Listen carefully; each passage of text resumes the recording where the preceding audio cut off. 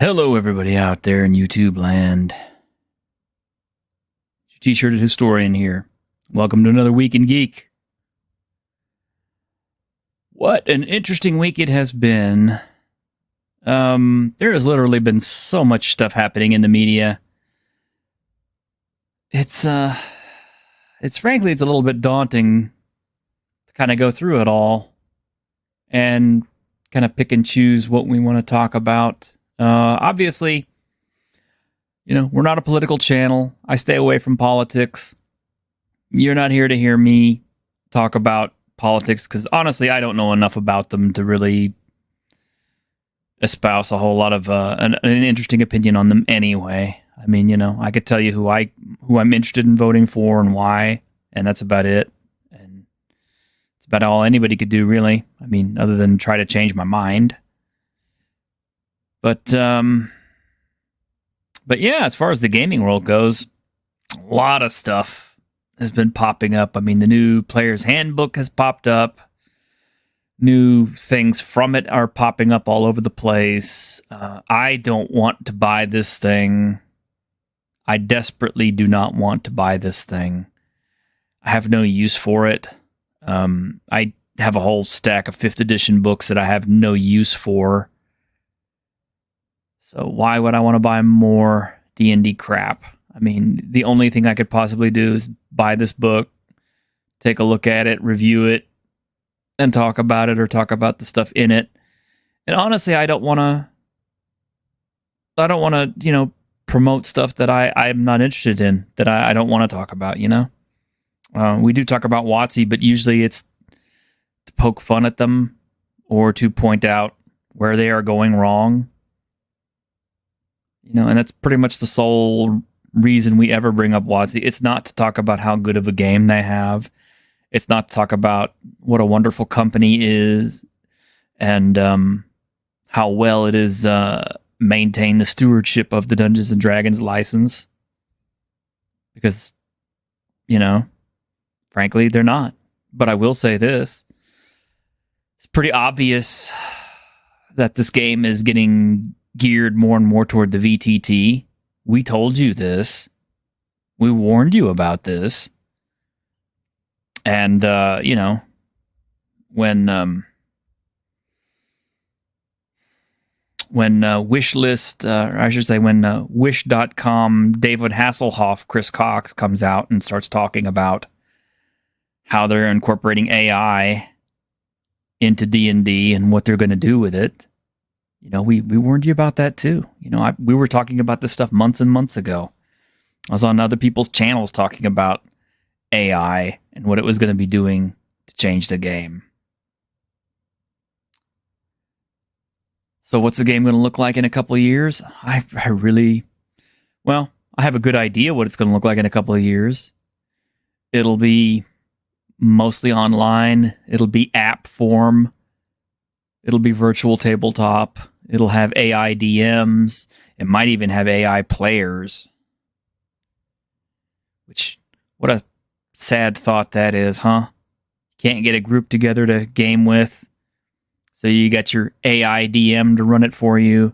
And you don't have a bunch of players to play with. So you got a bunch of AI players to play with. I mean, there's something about that really makes me unhappy.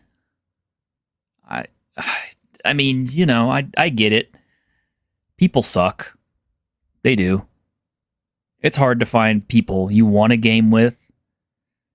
And most of us who have been in this for any length of time already have a group that we're content with, who get along with us,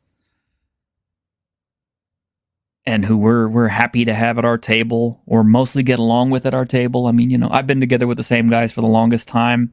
We still argue and fight about rules and stupid stuff at the table. But I'd rather have those guys than, a bunch of AI PCs. You want to talk about a shallow friendship that isn't going to amount to anything? Going down to your friendly local game store to try to get a game going may be unappealing.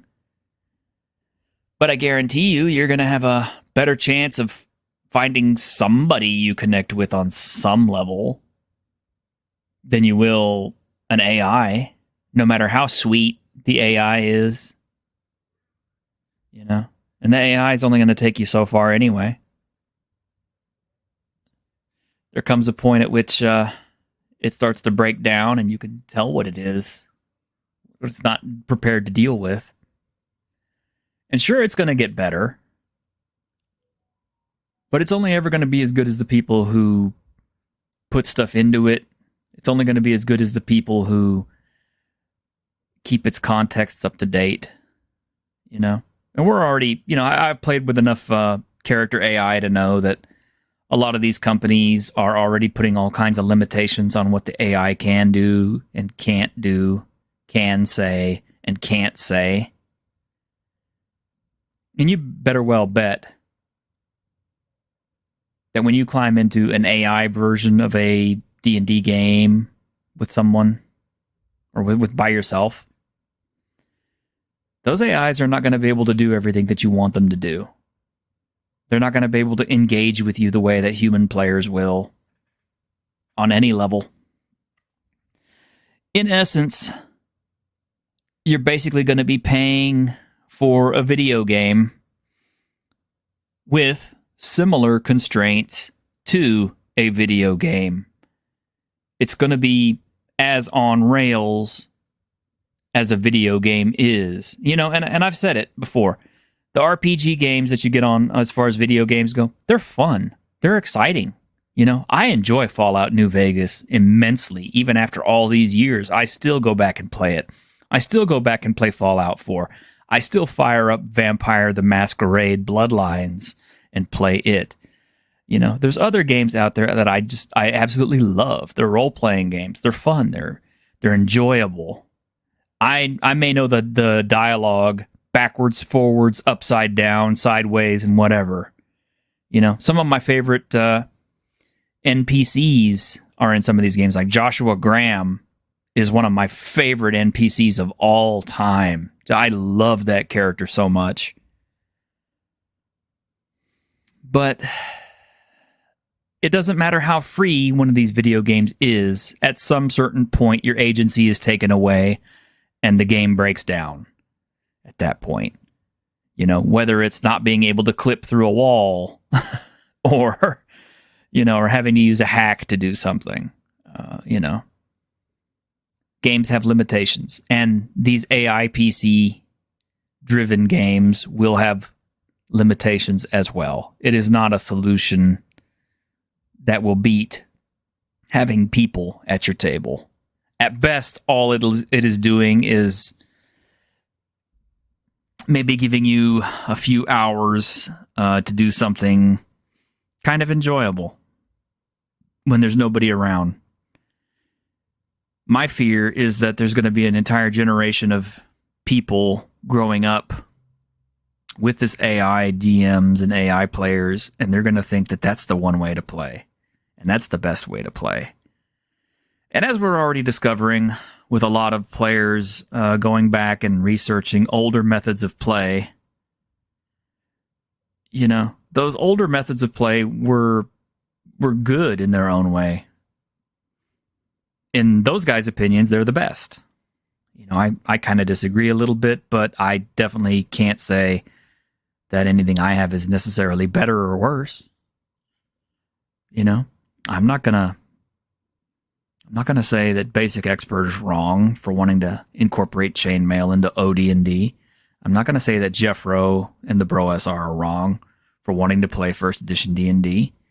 Dungeon Delver plays first edition D&D.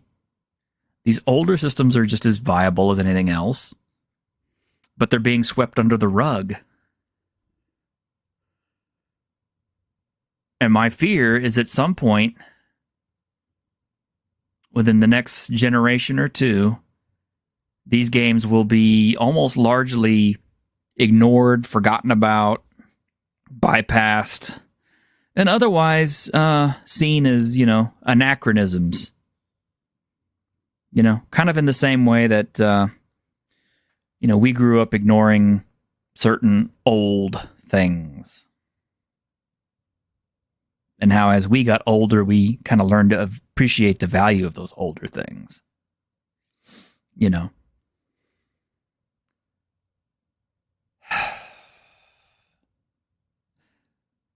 I'm a historian. I look at the past and I can kind of tell you what's going to happen in the future based on what I've seen in the past.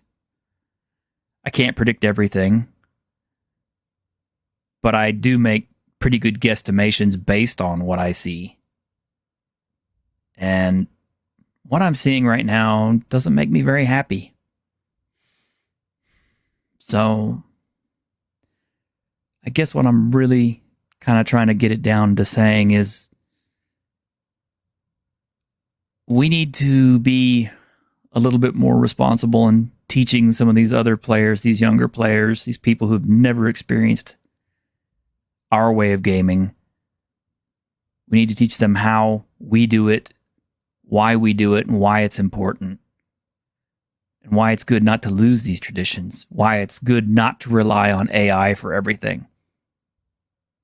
AI is useful for some things. I use it in some of my Sunday games for quickly generating pictures of monsters or tunnels or whatever.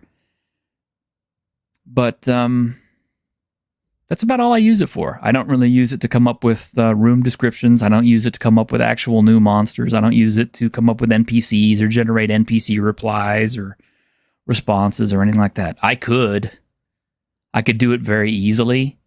It would take a little bit of extra time, but I could do it. I just won't do it. I refuse to do it. I refuse to become chained to the machine quite that much. Because that's what it boils down to, I think, in the end. It's when you're letting the machine doing all the thinking for you, you're the one that becomes the tool, not the machine. All right. I got some funny people in the back here who are waiting to get on, so let me get them on. Starting off with Diversity and Dragons, one of our guests today. I was humming in my head. Come on, put me in, coach. I'm ready to play. I was pacing like a tiger backstage, my friend. Oh, I bet you were. You were. And I was trying not to let my rant get too long, but that's all right. You did sometimes a good job. I get on a roll. Got Mr. Guard Bro, the extremely funny Mr. Guard Bro. Oh, that's a word for it. Extremely funny. I've heard of I'm bigoted and hateful, but I'll take funny. It works for me. Well, I mean, then you're in good company then, because people throw those same aspersions at Diversity and Dragons. So join the club. Yep. I don't like this club. Just to prove that we're not bigoted and hateful, we have our special guest today. We have Mr. Animaine Sparkster. I am here, and now the diversity quota has been met. There we Homeboy go. said, my black guest. That's right. I am here to usher in all the black people. The floodgates are open now. There will now be no less than 5 black guests on the show on the Weekend Geek per month. You're welcome, because obviously you needed it. Hey, I have always thought that I have had a diverse panel. Myself being, of course, the Hispanic, but we've had, we've had Indians on, literal Indians and Indians from India. We've had women. We've had the only thing we haven't had on is I don't think we've had a lot of Asians on. Right. In all seriousness, this is probably one of the most. I've been me and the T-shirt go back. It's been a long time since I've been on the panel. But I remember being here in the days of like Ash and Arwen and McAnee and everybody being on as reoccurring guests and regulars. So like, yeah, you don't discriminate. All you require is that you love and be passionate about something, and basically just don't be a dick. Just do your job and don't be a dick, and T-shirt will probably be cool with you at some point. That's true. I guess guard bro has to go if you can't be a dick, right? Well, can't be a dick. I can't be here. You can be a lovable dick, like the friend who's the asshole, but it's like being an asshole in love versus like just straight up, oh, that guy's here. Okay, party's over. I've heard that exact phrase multiple times. That's crazy. Well, damn. I tried, bro. I tried to. I know. It's all right. I kind of wish we'd gotten Raltz on here too, because Raltz is hilarious. But he brings that angry old man energy, doesn't he? He does. But he's great. I love Raltz when he's on the panel. But hey, we take who we got, and we got some great guests out there in the audience. We got John A. Douglas. We got Squeaker Mouse. Squeaker. We got Mercurius. We got the Forever GM who had to leave, but he had to leave so that his kid could play Moo 2, which is awesome. You guys have played Moo 2, right? Who's played Moo 2 besides me? What is that? Oh my God! None of you has played Master of Orion 2. Oh, some space game he's obsessed with. Orion 2. Yeah, I played that a long time ago. Oh my God, that was. I have killed so many hours on that. Such a great game. We have Mitch Carlos Fish. We have Lord Thoth. Hey, T-shirted. No. Don't you think Wizards of the Coast? I mean, they couldn't. Like Tim was showing us, he had Strixhaven. He has a physical copy of Strixhaven in his hands. Yeah. Do you not think though that like AI? I mean, it could only be better than shit like that. For if they were to use AI to write an adventure, I actually think their quality is going to go up. Well, you can see where the rot began. You can see the cankerous sore. Like, oh, this is where it started because it's in the writing. It's just not. It's not good. It's just bad. It's all bad. Like, if you want to write a book, just write a damn book. Don't go. It's an adventure module. Winky face. Like, it reads the power. Corporate said to write a book, and that's the best we could do. Yeah, and Diller draws. How are you supposed to take a historian seriously if he wears a T-shirt? Well, that's the thing. It's like you either believe me or you don't. It's a case of why does what I wear matter quite so much as what's in my head? I mean, I could understand you being a little dubious about my information if, say, I wore a corset and heels or something. Although maybe I don't know, maybe that's a qualifier to be taken more seriously these days. I don't know. I'll have to ask the Surgeon General. I don't know. I don't know. I think if you went to a college and were wearing heels and a short skirt, you might actually get credentials there. I might get tenure. Hell, who knows? So brave. So brave, so stunning. But don't worry there, Dillard. His T-shirt's a tuxedo print, so it fits. There you go. And just so that we're not dragging everything down, and like I always tell people on the Weekend Geek, is like we're not necessarily here to be negative about everything, but it's like a hose. And when you first turn the hose on, all the crap has to come out of the hose first before the nice clean water comes out that you can drink. And doing the hose team. I never waited. Yep. I probably swallowed so many spiders and bugs in my life. You get your quota thirsty. Yeah. Hey, you're running around as like an 8-year-old. You don't care about that shit. I mean, that's how you build up immunity, right? Like, yes, you can't expect to have a healthy immune system at 20 if you don't swallow some bugs and mud and dried up whatever gunk that's in there. That's just part of life, yo. Or Guard Bro's probably eating more dirt than all of us, but bro, I've eaten so much shit. Oh my god! Just means he's going to outlive us. That's all. That just means the things I've inhaled. Like, what was that? I'm sure it's fine. It didn't kill me. I'm probably okay. If it doesn't kill me within 5 seconds, I'm fine. Exactly. Yeah. It's been an hour and a half. I guess I'm fine. Matter of fact, Well- what was that saying back in the day? God made dirt, dirt don't hurt. Put it in my There you mouth, go. make it work. There you go. There you go. Well, Amen. the nice positive thing I have to say is I put up a post yesterday on Twitter talking about yesterday was the official date that Battle of the Planets / Gotchaman ever premiered.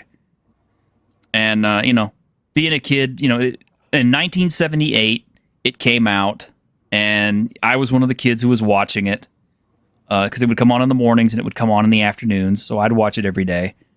So I got to watch Battle of the Planets. And to kind of celebrate that, I picked up my own copy of Gotchaman Complete. So this has got the OVAs. Is that the Alex Ross cover? Series. That is the Alex Ross cover. Ooh, nice. Yeah. It is sweet. It is pretty thick, too. There's a lot of watching in here, but I'm going to enjoy it. But this is the Gotchaman one, though. This is not Battle of the Planets. So there's no 7 Sark 7, and there's lots of killing and blood, and you do actually find out that Zoltar is a hermaphrodite in this series. So. I've got a little Gotchaman on hand. Spoiler alert! There you Come on, go. man. There you go. All right. Noise. Which they're going all out with it for comics now. It's almost like someone realized, oh wait, this is actually popular. So we've got to have a comic dedicated to just Ken. We got to make sure we have Galactor itself gets a comic. Well, Princess was my first crush, so there you go. Nice. So anyway, we got a little bit of positivity there, and we got some more positivity because Animaine, you got a Kickstarter going, don't you? I do. Shout out to Kel from Keenan and Kel. I have no idea why I just said it like that. It just came to me. But yes, I do have a Kickstarter live. My shonen style action comic Bond of the Blade, which I've been working on for over 3 years now. I finally got it on Kickstarter, and it will also be on Fund My Comic once that gets approved. That's going to be more as just like a storefront for you to just buy stuff indefinitely. But the campaign for the Kickstarter is live now. It is currently sitting at $1,063, which not too bad to just be up for a couple days, and it's my first campaign. Gonna pat myself on the back a little bit here, pat. But yeah, if you wanted to, we can look at the campaign page. I sent you the trailer on Discord if you want to queue that up as well, and we can just jump into it.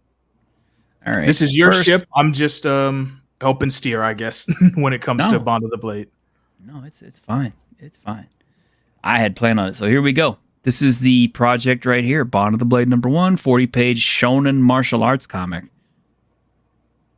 Is that right? Yes, sir. Yes, sir. You got it, man. And it's been so weird launching this whole thing because, like I said, this is my first one, and I was so worried that like I wouldn't know what to do, what to say, or anything. But honestly, the promotion of the page is almost as fun as writing it and everything to me, because like I'm getting to introduce this thing that's been in my head and that I've been working on with my artists for all these years to the world, and really show it in a brand new way, in a brand new light, and just being able to share the hype that I have about this story with everyone has really been an experience. Like I'm obviously happy for the money as well, but you guys can probably relate to this. You're all, we're all creative and creators in some way or another. Just being able to share our vision finally with the world and say, hey, this thing that has mattered more to me than anything, here it is. Now it gets to matter to you too. And, whether I make $20,000, big dreaming big here, but whether I make $20,000 or $3,000, I'm fine, because my initial goal is already hit, not just the actual monetary goal, but just being able to say, I've stuck it out this far throughout all the bullshit that life's thrown at me over the past few years. That's made me take this long to be able to do it. So I feel like that's an accomplishment already.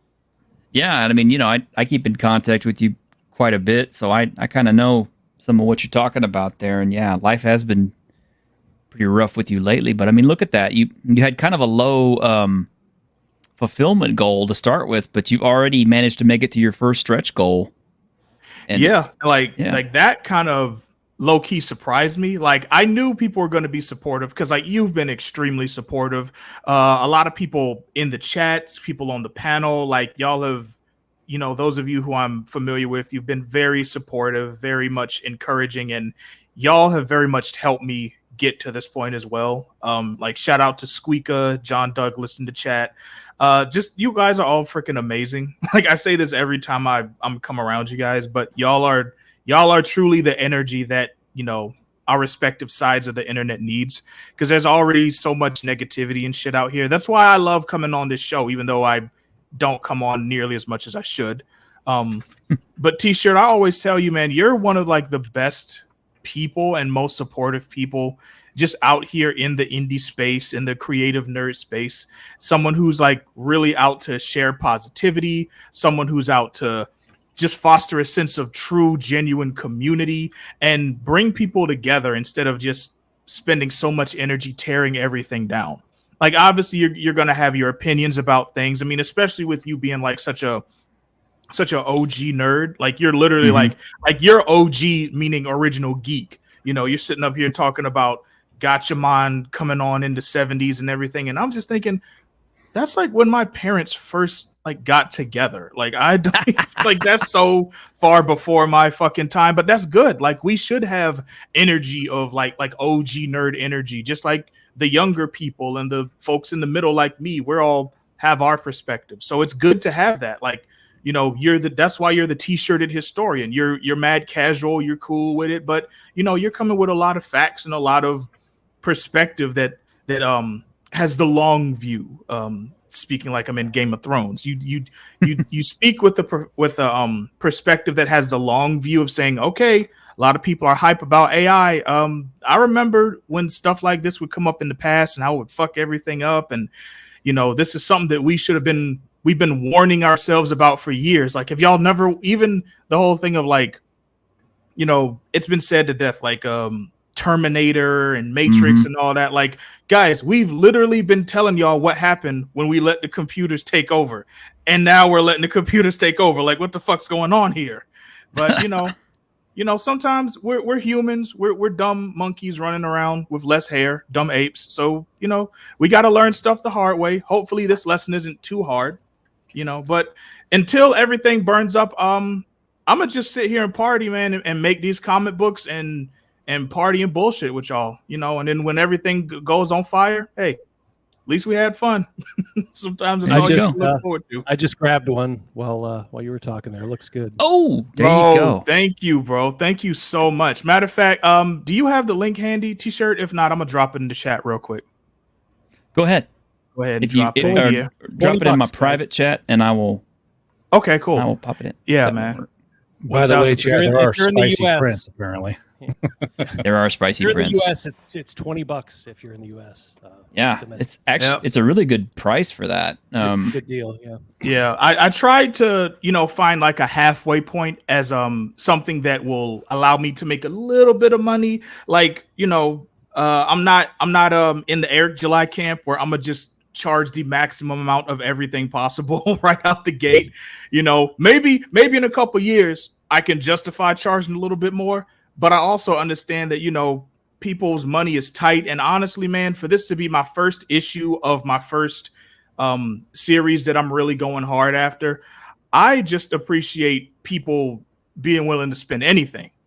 I personally think that the story is worth a shit ton of money, but, I can't expect everyone else to feel like that. So I wanted it to be a little bit more reasonable for people. So I tried not to charge too much for stuff. Yeah. Well, it's all right. I'm gonna have to wait until paycheck time to back it, but I definitely will. Bro, you're perfectly fine, man. Like you're one of those people where, and I try not to hound people too much about money and everything, because like I said, I know everyone has families, jobs. Some people are between jobs, really relying on their money. Like they don't really have a lot of disposable income. I mean, That's a thing. That's real. We're all grown around here. But you're someone I know who, when you say, "Hey, I support you," or "I'm really excited about this thing, I'm gonna fund it as soon as I can," you're definitely someone who you literally put your money where your mouth is. You're not someone who just pays lip service and then fucks off. No, I definitely do. I mean, and I got the broke ass to show it too. That's okay. It looks like, It looks like your variant cover is one of the more popular ones here you've got going on. Yeah, man. Because that looks like that is the most backed one you have right now. It is. That Cody Conyers cover, man, listen, finding him, and I just lucked around and found him on Twitter a little while ago because I was starting to just come out of my serious financial slump, and I was like, you know what? I need a variant cover from a different artist. So let me find someone who I can work with. And I found Cody, and the idea I had for the cover, I think, is leagues ahead of the ideas I was having, a couple years ago. And the way he brought it to life was just even before it was finished, when it was just the halfway point, flat colors, I was like, nope, this the one, this the cover that's going to really make this thing sing. And so I have to plaster that shit everywhere. That cover is basically in the Mike's Red Hot. What is it? Fuck me. Frank's Red Hot. I put that shit on everything, bro. I got to plaster that everything everywhere, man. It's so good. We got Ashera down low with the epic wingspan. We got the Heretics up top looking tight and right, ready for action. And just everything, man. The colors, the shading, the way he positioned everything, man. So for everyone who loves that Cody Conyers cover, don't worry, because he's doing more. He's definitely going to be doing more art. I'm probably just going to have at least one Cody Conyers variant with every campaign moving forward. As long as he got an opening of commissions, then there's going to be a Cody Covers variant. And I've told him that too. He's already ready for it. All right. Well, I got a super chat from our guy Mercurius, all like a thank you very much for Australian $5. Dude, you're always giving me some money every time you come on. I can't tell you how much I appreciate you always contributing. It's you're probably one of the only people who does donate money to me, but you ensure that I do eventually get a YouTube paycheck every once in a while. So thank you very much. Yeah, he is. Shout out to you, bro. Shout out to you, Mercurius. Mercurius. Okay, forgive me, y'all. I'm stupid and sometimes don't do well with written words, but it's okay. I'm gonna get there eventually. But shout out to you, Mercurius. Anyone throwing my man T-shirt money is good in my book because he deserves it. He's been running this ship for years, and I'm just excited to see where this show goes in the future. But it starts with people who are willing to support him now. Just like I'm appreciative to those who support me, I'm appreciative to those who support my friends, because T-shirt definitely deserves the support. If people can rack up thousands of dollars in super chat donations by just showing up to say, hey, there's a new show out now and it's bad, let's talk for 5 hours about how it's bad, then he can get a little support for spreading some positivity and community too. Just saying. That's what I try, man. That's what I try. And let's see. I got your video for you right here, Mercurius. I got this one all queued up.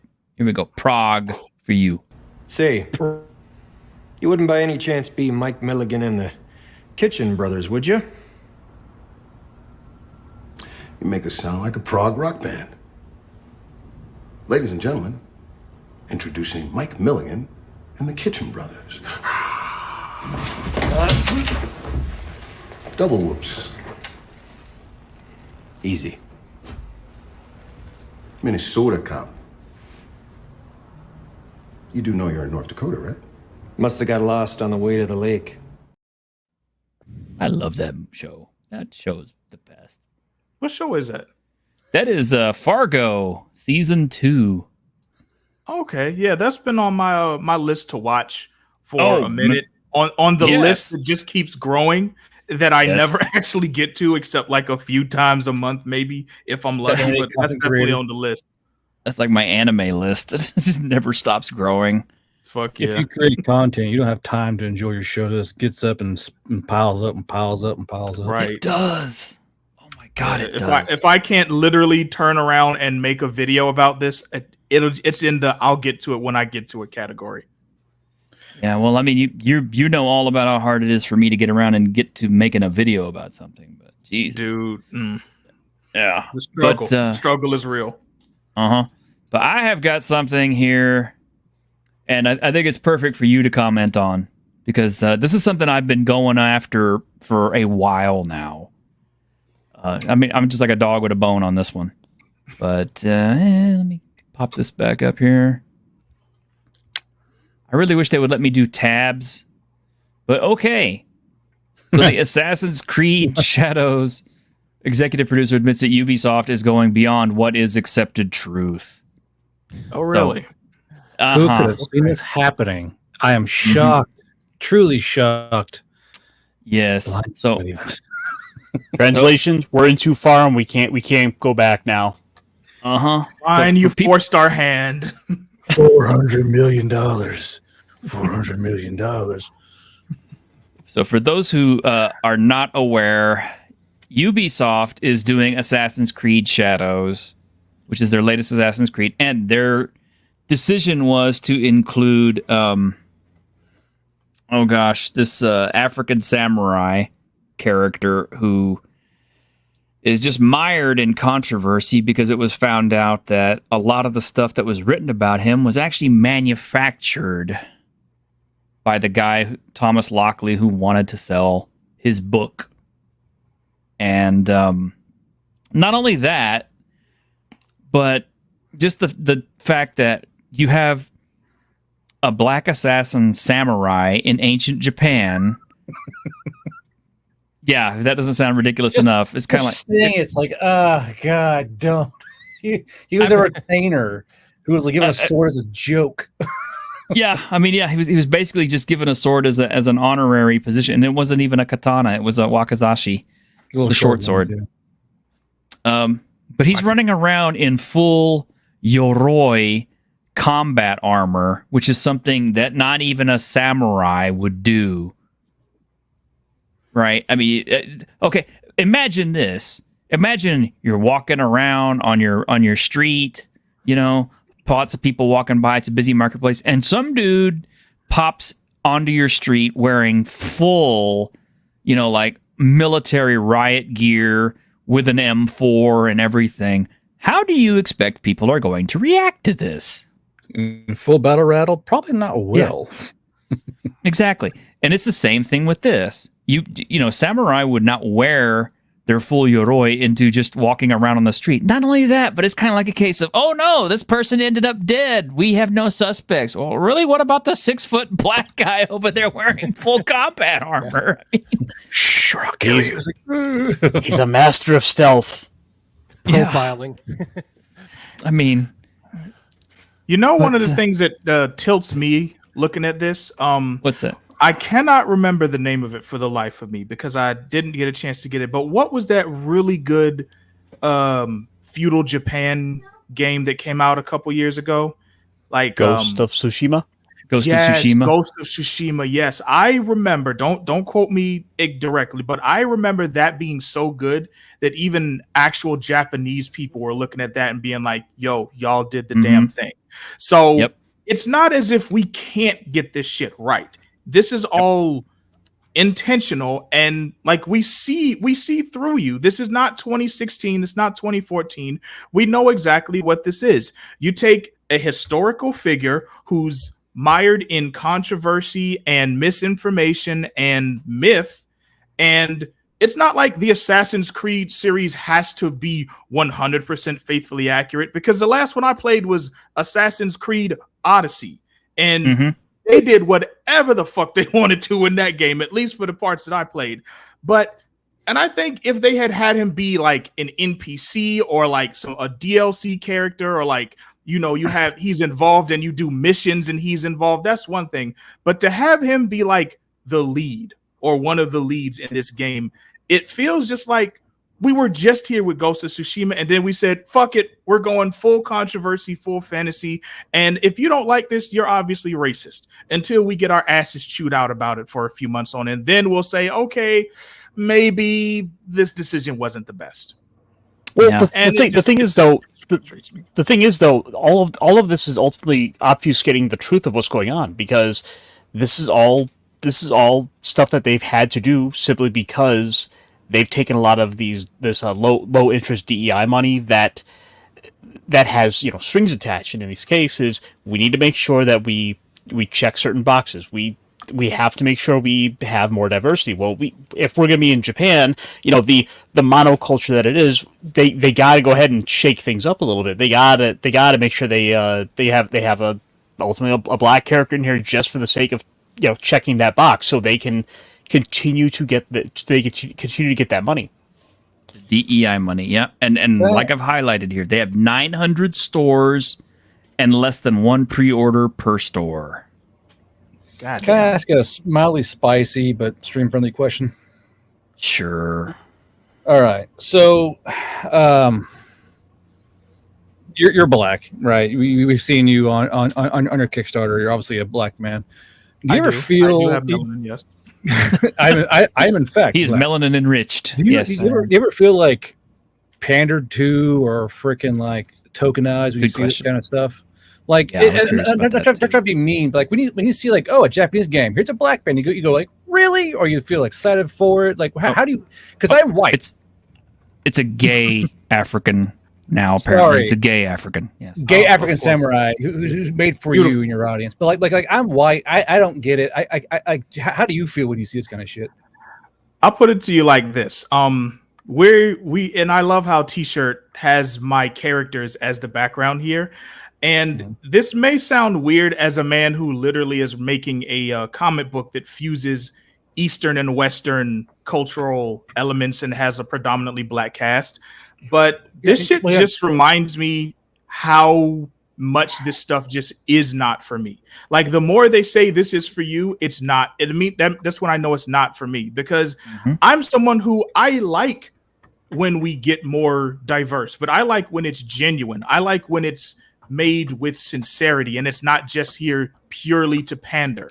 I don't like when it's something that makes no sense, and when people rightfully say, hey, this doesn't make sense, then you want to pull out the racism card, and whether it's this or whether it's shit like the fucking Nubia Real One comic, where you take a lesser known character from DC who I think should be featured more, but the first thing we do for her in all these years is we're going to give her an Elseworld story where we reimagine her as just basically BLM, the Nubia story. And this is supposed to be what's for me. Like, we can't have something that takes place in, say, an African setting or even like a Caribbean setting or African-American black setting and really use that to build something new. We can't have genuine diversity like we had throughout 70s, 80s, 90s, even going into the 2000s, where you had cartoons like Static Shock. That was the first time I saw, and I was just starting middle school when Static Shock started. And I didn't know about the comics until later, but I'm like, wow, he looks like he could be like my next door neighbor, my friend or something. I feel a cultural connection with him, and it was treated with respect. Now it's just a thing to do. The whole idea of diversity or inclusion has just been completely corporatized and commodified to just say, hey, we know we can get people interested in our shit if we include members of this race. And it's always fucking black people. And that does piss me off. Like, I get annoyed when it's done regardless, because I think people's cultures and their ethnic backgrounds and stuff shouldn't purely just be playthings for political talking points or for Hollywood to just try and get more money or whatever. But because they know that this is something that a lot of people are sensitive about and are either going to support or reject sort of knee-jerkly simply because it's so triggering, they know that they can do that. They know that there's going to be a part of the fandom that's going to get hype about this just because it's black people and everything. There's going to be a part of the fandom that says, what the fuck is this? More DEI bullshit. And that's going to generate a bunch of arguments and clickbait arguments. And, well, you're just racist. Well, you're just a wokey libtard, whatever. And all the while, I'm just like, bro, I just want my anime titties and my dragon fights and my mechs and shit to be cool And Yes. you can put different people in things that aren't necessarily 100% accurate. But it's like, look at House of the Dragon versus Rings of Power. Oh God. Both of them take place in fantasy, medieval inspired settings. Both of them include Black people and just people of color in general, probably more than they were represented in that time period. But the way they're doing it in House of the Dragon feels way more like it's just a natural part of the world versus the focus that they often give to this type of thing in the way they promote Rings of Power. Like, look at us, we're so special. Maybe I missed it, but I don't remember anything talking about House of the Dragon. Like, you need to watch this because Lord Corlys is Black.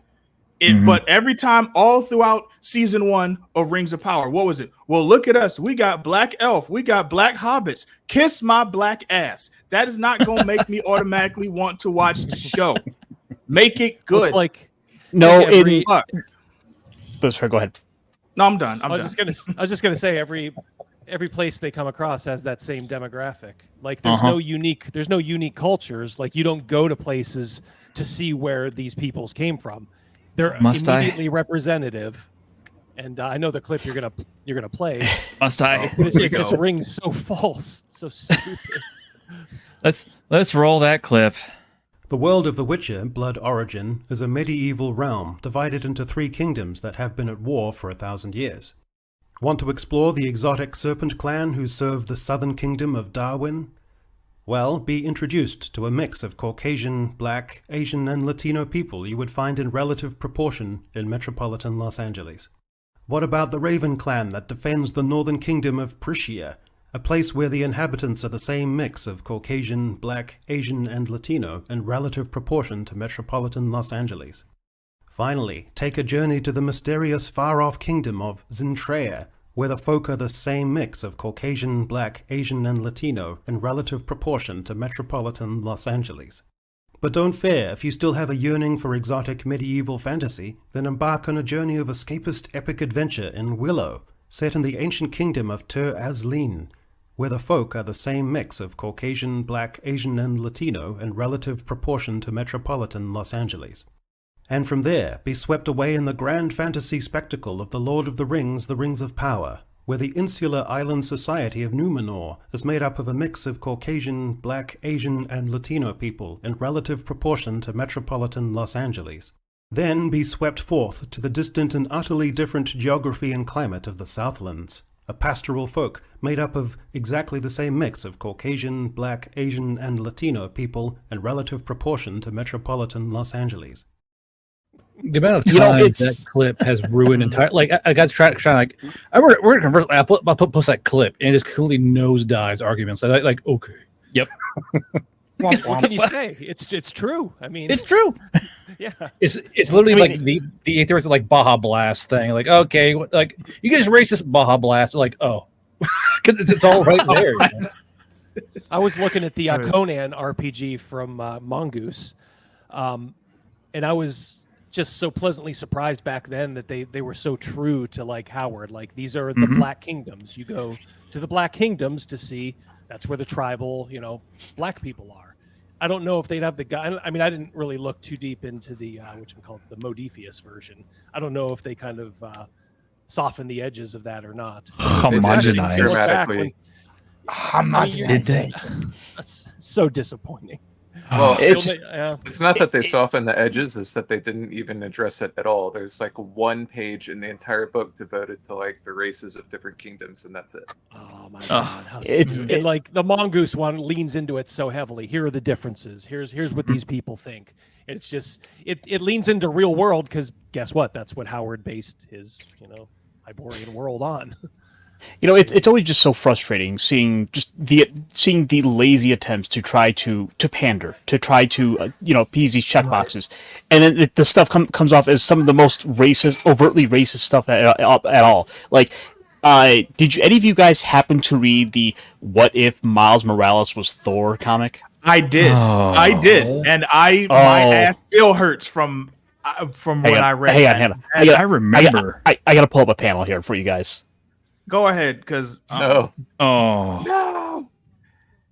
It's they turn Asgard into just like a Brooklyn hood.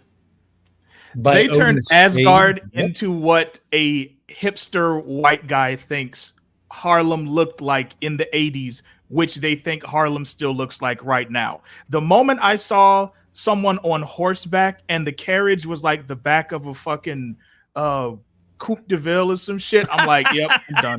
I'm fucking done. They gave Miles Morales Thor Air Ones. They gave him what's her name say? She said something like hot. So many quotables from that. Hot wings coming in hot. And then they gave Odin like a fade with some Timbs. He looked like discount Rick Ross plus Shaq. Okay. Like no, bro. That shit gave me like 5 conniptions in the span of a minute. No, I can't do it. So I didn't know that was a thing. That's why I got teased for weeks. Like, how's it feel? Someone told me, how's it feel knowing your religion's black now? I'm like, what are you talking about? I had no idea what he was, because I'm an Odinist. I'm like, what are you talking about? Like, yeah, he said, Odin's got a fade now. I'm like, this kind of meme I don't know about. I had no idea is even a thing. And by Odin's fade's a fucking line. Holy hell. By Odin's fade, yep. And every time he attacks, he has to in the worst way possible quote like some type of rap lyric. So he'll jump in and he'll quote like a line from Tupac but make it sound like ass, or he'll be like can't touch this, or it's this man literally said it's hammer time, ain't no party like an Asgardian party, right? Like, tell me, what is this? Also, thank you, Squeaker, you rock. And yeah, Squeaker for $10 says, get Animaine's book. There's going to be a mouse in it. Ha ha ha. And here is your clip, since you did not ask for one. This motherfucker eating bees. Wait, no, it's not true. It's not true.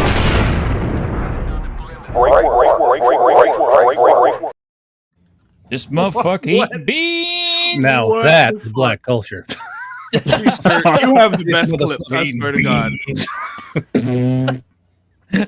I wouldn't be upset at all if the entire mainstream comic and video game industry collapsed forever. I mean, what would we have to lose?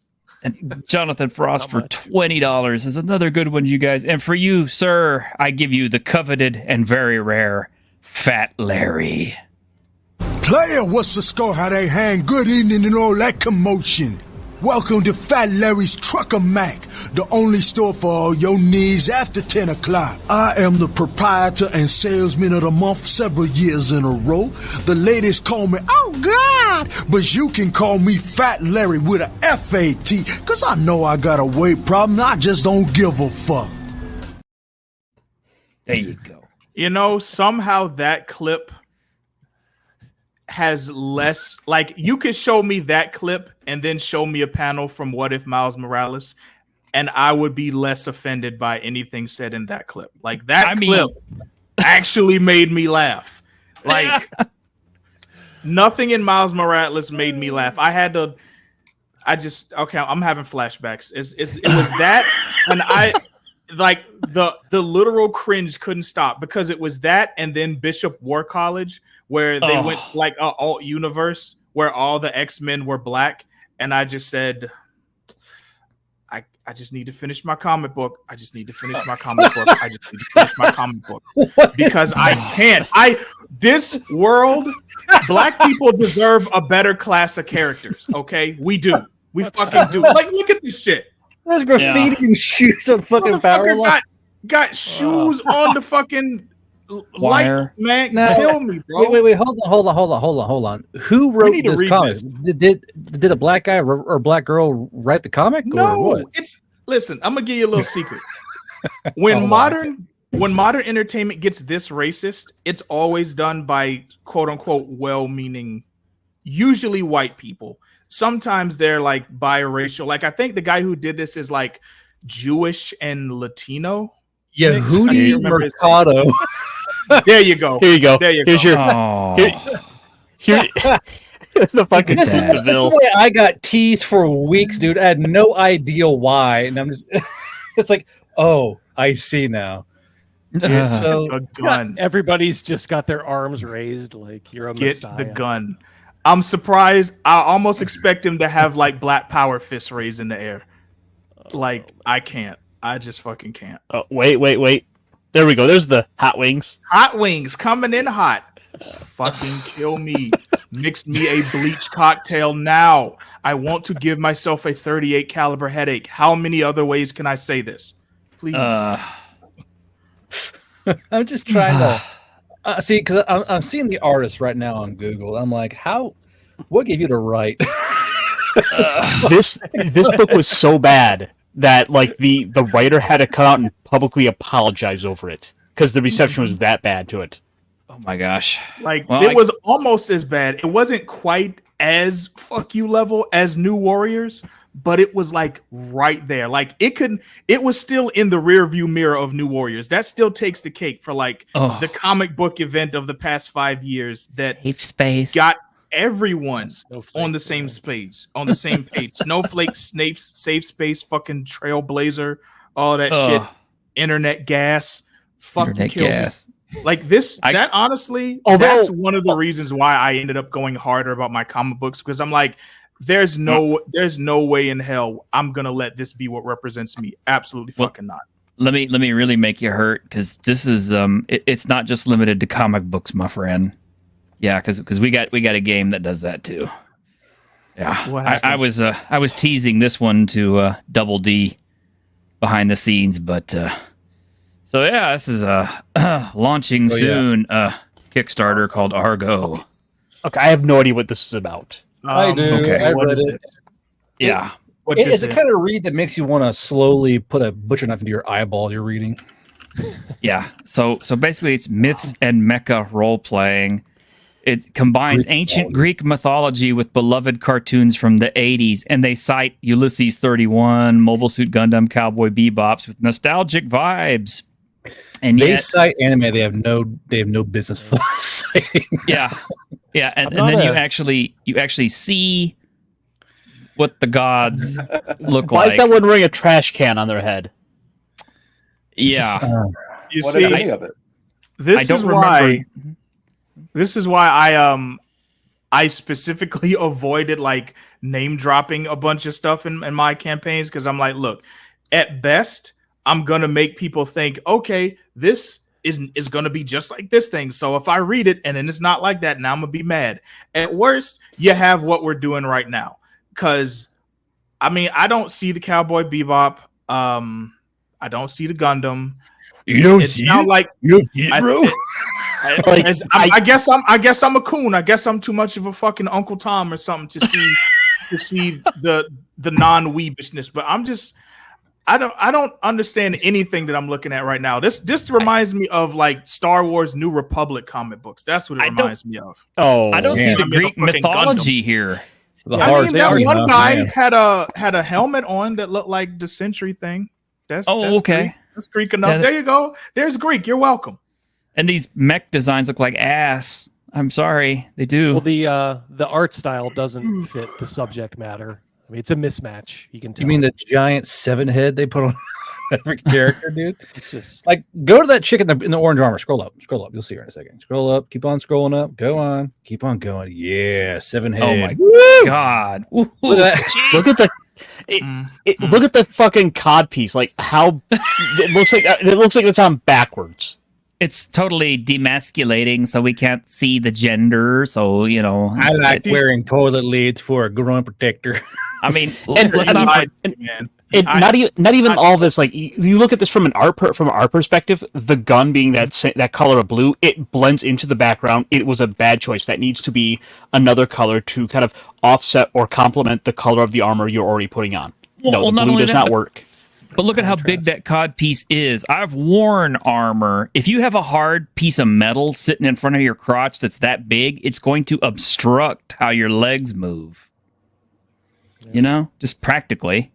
Bro, I'm just saying, you did not tell me we would be talking about Concord today. I thought this was going to be a good stream. We can talk about the campaign. We can bullshit. We can talk about some things. You didn't tell me that we were going to be talking about Concord. I mean, I just would have been ready. That's all I'm saying. I would have prepared myself. Double D comments? It's all kiddie. It's all kiddie stuff. This is just like the rest of our society. This is all dumbed down and aimed at like some people with like 13, 14-year-old brains. It's made for man children. Yep. So can I interject a moment? Jump in there. If you want one that's not shitty, that actually does look cool, there's one that's launching at the same time as this one that's infinitely better in every way. But I don't know if T-shirt can play the trailer for it. It'll get claimed again. You'll get claimed for a trailer? The music. Oh, the music. Yes. As long as it doesn't get blocked, who cares? Yeah, and I think it's one of those claimed that it's like you can still use this, but by the way, it's claimed. I mean, like 98% are like that. That you just forfeit the that's the I ad think that's revenue, what which it is like pennies. Yeah. Yep. There's that, and here's something that's totally embarrassing right here too. That we also found. Asshole just revving his engine outside. Oh, well, that's embarrassing. So, apparently from an article in War Gamer says there's new D&D rules that let you take a short rest in the middle of combat. Hey, yo, time out. I got a cheap bleeding chest wound. Time out. Oh, shit. Yep. So apparently I'm at my home base. I'm safe. I'm at the home base. the 2024 cleric class in the 2024 handbook,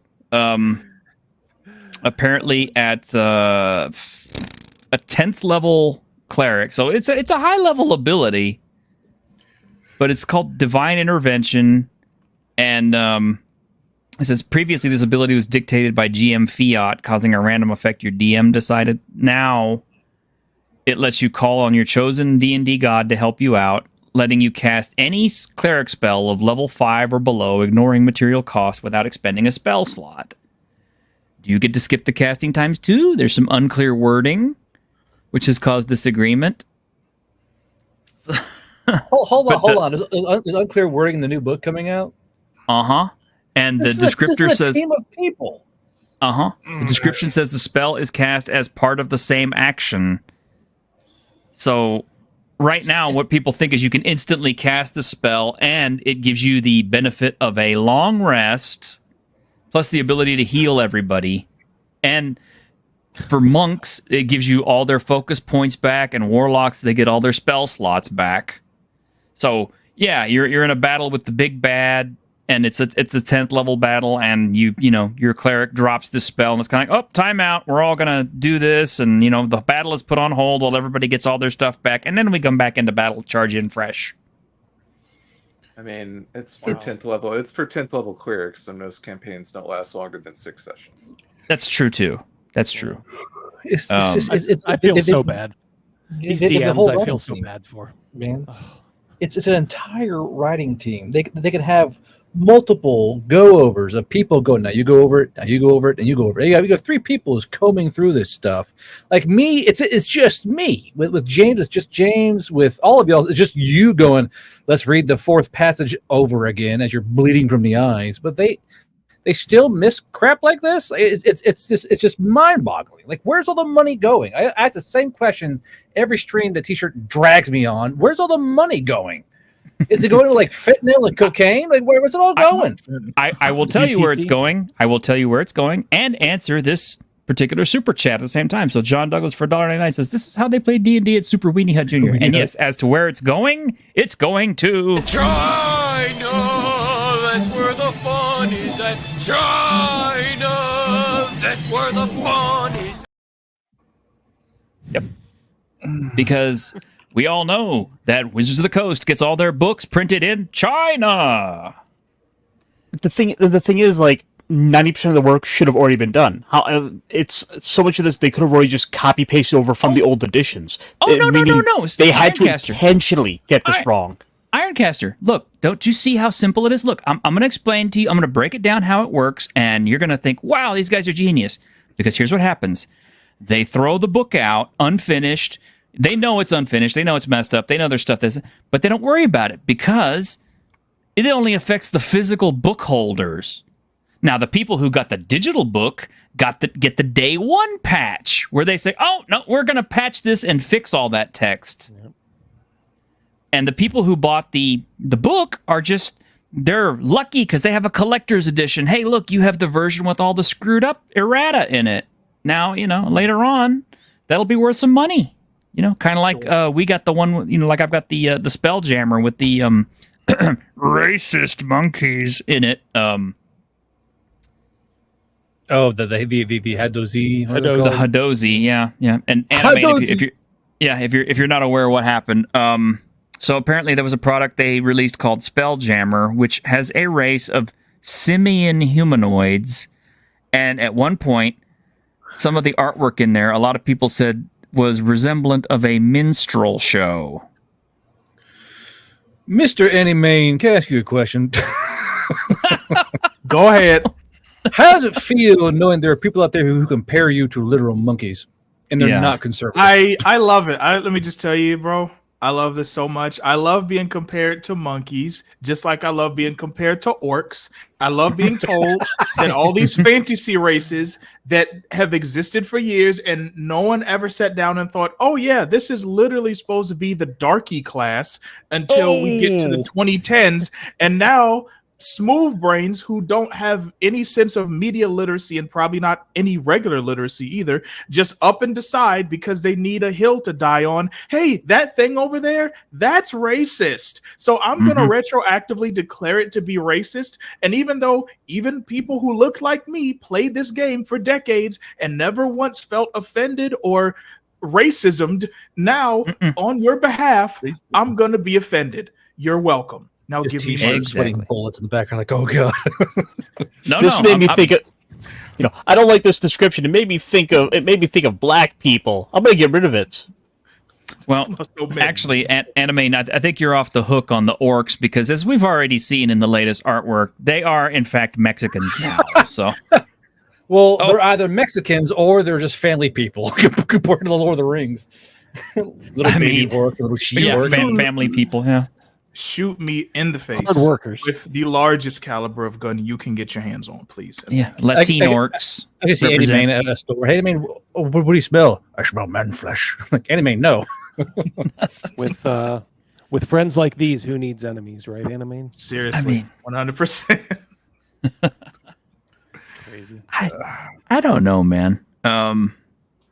T-shirt, let me ask you something real quick, because you're and actually I'll open this up here. I don't know everybody's ages, but like how does it feel having been a part of, like, especially when it comes to like TTRPGs, seeing the progression of all this? Because like I'm familiar with this on like the side of gaming and anime and comic book adjacent material and everything, but like gaming of this variety, like that's not my forte. I don't dislike it, but that's the wife's department for me. Like she's the big tabletop RPG gamer in the group, like y'all, but that's like y'all's wheelhouse. So like what does it feel like back in the day, did y'all have this stuff and you just like smacked it down, or was it just no one bothered with this bullshit and y'all just had a good time?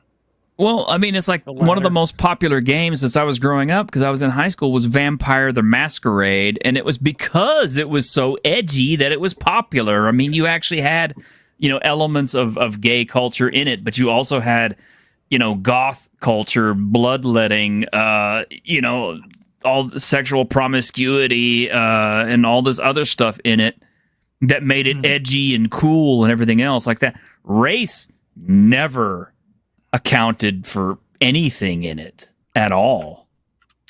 I mean, it didn't even make a blip in it. But back then it was like you embraced all that darkness and that edginess and and all the fucked up shit that came along with it. I mean, it's like White Wolf got so bad at one point that they actually built a offshoot brand that was called Black Dog Publishing, where they would actually print out their nastiest shit and put it under that label that you had to buy. And all that stuff had to be sealed up in wrappers on the store shelves so that people couldn't look at it. And I still remember, because I worked in the game store back then, when the Zemeetzi book came out, it had a plastic wrap cover on it with black streaks all through it because there was art on the back of a vagina with teeth in it. A vagina with teeth. Let's go. Yes. A vagine with teeth in it. And that had to be blacked out. So they had a plastic wrapper so people couldn't look into it. It's just sort of unfortunate that it's basically everyth's been taken over by like white women in HR who've decided they understand what edgy is. Yes, as the great cleric Royce from A Drink with Crazy always says, white women ruin everything. And that was a joke before I end up not that y'all would care, obviously, because y'all are cool, but just in case someone random watches the stream, that was a joke. White women are fine except Karens, which no one likes. Yeah, no one likes. Nobody likes Karens. I don't know. When you look at all these failing companies, you see a little pattern emerge. You do. Oh, women are the problem. Absolutely not. Karens are the problem. I got a dip, fellas. Yeah, I know you got to go. I was about to ask you, Diversity, what you're going to do, but thanks for hanging out with us, man. I hope you had a laugh and had some fun. Oh, yeah. Anytime, brother. Yeah, good to see all you guys. Take care. Support Animaine. Take a look. Yes, do it. All right, bro. And support the deck of many triggers. Because many triggers. Me and Diversity both have a stake on that one. And Guardbro. And Guardbro. And Nick Beardia. It's like half the panel. All right, peace out, Joe. As the song goes, more triggers in a Texas gun show. Oh God, that thing is going to be. You must inform me. What is this that you are talking about now? I must know. I must be. Oh, there's a card you might like. Oh, let me see if I can't dig up the thing for it. Or James, we got you out there in the thing. Can you send me a link to it in the I got Twitter? you. You got me? Okay, good.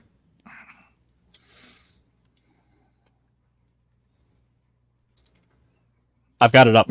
Oh, you got it up? Okay, yeah.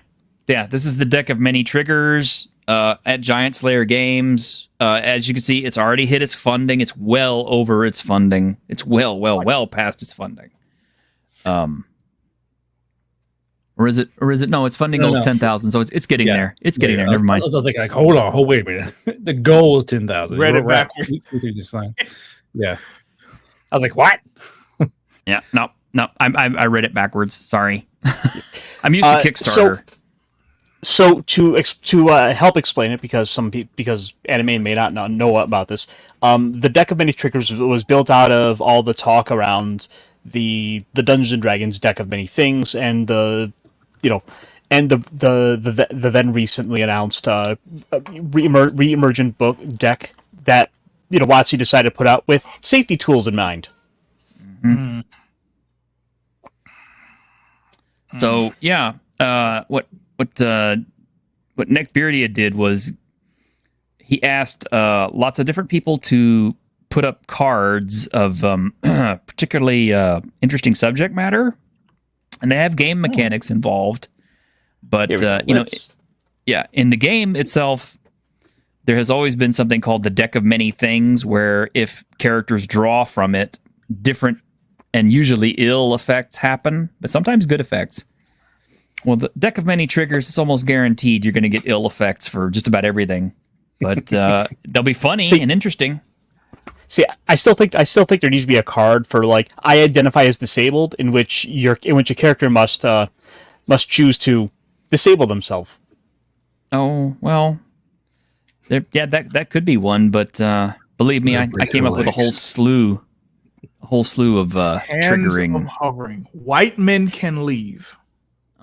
Whenever this card is drawn, any player that identifies as a white, middle-aged, cisgender, heterosexual man must leave the game immediately. Mm-hmm. To remain in the game, the player must opt into a minority group. Choose queer; it's the easiest way out. At least one player must be sacrificed to please the god of virtue signaling. If all the players identify into a minority, they need to decide which is the less oppressed, and that one will be thrown out of the group, or perhaps lynched. It's up to you. Okay. Nice little it's appropriate that we got cards going here and we're talking about some progressive stack stuff. So we're literally that this is being literally applied. Wonderful. Who can be the most oppressed the fastest? I love this already. Please scroll down. I need to be offended more. Genuinely. Oh, eat the rich. That's my favorite one already. Eat the rich. Yep. Eat the rich. Let's go. The drawer of this card is overtaken by an insatiable desire to literally eat the wealthiest gold value player character in the room they are currently occupying. If this is themselves, then so be it. The PC begins voraciously devouring their own fingers and toes until the damage/blood loss makes them pass out. If they change location, or a wealthier PC enters the same room, the card holder will change their target and begin chasing, clawing, and biting them until the target wealthy PC is completely consumed. The effects of this card will last 1 day. I love it. I fucking love it. Now, I was asked to make a card, and it's a stretch goal. So currently, my card is not in the deck. It will be after it hits funding and hits a certain goal and of funding. But these cards are not going to be sold. So it's pretty much just like you either have to hop onto this and get them while they're going to be made and printed, or you miss out on them. You'll have to get them off the secondary market. Oh, damn. Yeah. Neckbeardia, James, I would have you know that I myself am a card-carrying Indian. I am quite literally part of a tribe. Yeah. Are you now? He is. Yes. I get the paper and everything. When I said have a diverse cast, I wasn't kidding. I'm a white dude. That's all I got. I mean, listen. Hey, do you have any? You said you're a vet, right? Yeah, I'm a veteran. Okay, so I mean, you can claim to have PTSD, whether you have it or not. Doesn't matter. That's a mental stuff. Yeah, that sounds really gay, and I'm not doing it. Sorry. Well, then just call yourself literally gay.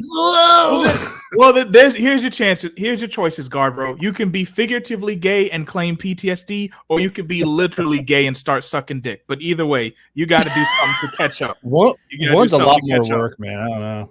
Man, okay, then you can be the one. Well, no, that's probably more work. I could be you can get your dick sucked and the other things. But anyway, coming to my house, suck my dick, call me gay. Love that joke, dude. Oh my gosh. The man's literally got like parts of his brain that are dying from all the injuries They're not he's dying. had. They're just mushy and really soft. Oh Lord. When I make crayons taste better. When I turn my head real fast, I hear a sloshing noise. It's crazy. Oh, jeez. Yeah. If Guardbro got into a celebrity boxing match, he runs a real risk of dying. Actual death, yeah. Yes. Actual death. Yeah. It's a fight to the death, then. Yeah. Speaking of which, or not. No, speaking of which, I know this is getting off topic, but I gotta confess, I'm such a fight junkie, because I watch Muay Thai every Friday night and every Friday morning, because I watch one in the mornings, and then I watch Muay Thai at night whenever they show it on at night. But I also like all the MMA fights and everything else. But I have to confess, I'm actually a little bit kind of excited and a little bit trepidatious about the Mike Tyson Jake Paul fight. That's still happening? Yeah, it's still going to happen in Wants November. to die that bad, huh? Bro, I want to see Mike Tyson just knock his fucking head off across the damn ring, dude. I want to Everybody see does. Just you know it's coming. Beat him so hard he's having flashbacks to the forest. Right. No, that's his brother. Then he wishes he was the one that got found in the forest and shit. Stupid. Yeah. Like I want to fight this old man. It's fucking Mike Tyson, bro. Mike Tyson's how old right now? 58. He's 58, but he's built like a fucking 24-year-old linebacker. I want to fight Mike Tyson. He's proven to all of us that the old martial arts and anime trope of like the ridiculously old, like the older you get, the stronger you get. That trope actually is real. It's just reserved for special people, and he's just one of those people. Plus, let's not forget that if Mike Tyson's pushed into a corner, he's going to go for the ear. Right. Well, that Mike Tyson's a technical fighter, and he loves white meat, so he's done, dude. He's done. Like, my God, Mike Tyson is a he's not just going out with brawn and his overweight leg. He's a technical fighter. Well, what kind of bothers me is there was a time when I was 100% sure that Mike Tyson would win, but then they started changing things up. Now they're saying it's going to be a real fight. It's going to count on their records. And at that point, I started thinking, now something's a little fucky about this. So I mean, that means that I think that means that Mike's going to take it more seriously now. Like, oh, so my record? Oh, yeah. Well, that's what I'm saying. If it's going to go on one of these two guys' record permanently, a win and a loss, that's serious. Are they in the same weight class? They shouldn't be, but apparently they are. Because I'm pretty sure that Mike Tyson like outweighs freaking Jake Paul, dude. I think one Jake of his is a big fucking dude. biceps outraged. I mean, look, I've seen him in the ring. And everyone I've seen him go against it's always this like old ass, washed up, never stood a chance person. And he stepped into this thinking, oh, this is going to be like the literal granddaddy of those fights because I'm going up against an old, washed up Mike Tyson. That's the gotcha, Mr. Paul. There's no such thing as a washed up Mike Tyson. He just got well seasoned. That's all. Okay. He bought more pigeons. So that changed. Right. Like, and I think that's I kind of do get your point. If this is the point you were making, like, I feel like because Mike Tyson is in his Zen era right now. Okay, like he got his podcast where he brings on dope hosts and they just smoke weed and talk bullshit for like however long. He's really not trying to tap into that side of himself again. So I felt like before he would have gotten the ring, he would have fucked around. He probably would have, he was going to still put a hurt on him, but I don't see a world where Mike Tyson truly has to try to beat this fucking guy. But if he gets in there and actually takes it seriously, this isn't just going to end his career over like humiliation. He going to get hurt for real, for real. Or he's going to kill Jake Paul. I don't know. Like, he has 58 fights and 50 wins. Like, you want to, like, yeah, I want to fight that. Like, I'm like, yeah, if I had a gun or a knife, I might go in the ring. But even then, it's going to be iffy, Like, it's just no way, dude. Like, just the technique and the know-how is going to just. I'm curious how it's going to be. I really am, because Jake Paul is like a fledgling bird compared to the giant cobra chicken known as fucking Mike Tyson. Well, I don't know, man. I just can't help but feel like something smells bad on this one, but I'm still going to want to watch it just like everybody else, just because, I want to see if the Mike Tyson of old that I grew up watching back when I was, in high school, still the same guy. Mm-hmm. Yeah.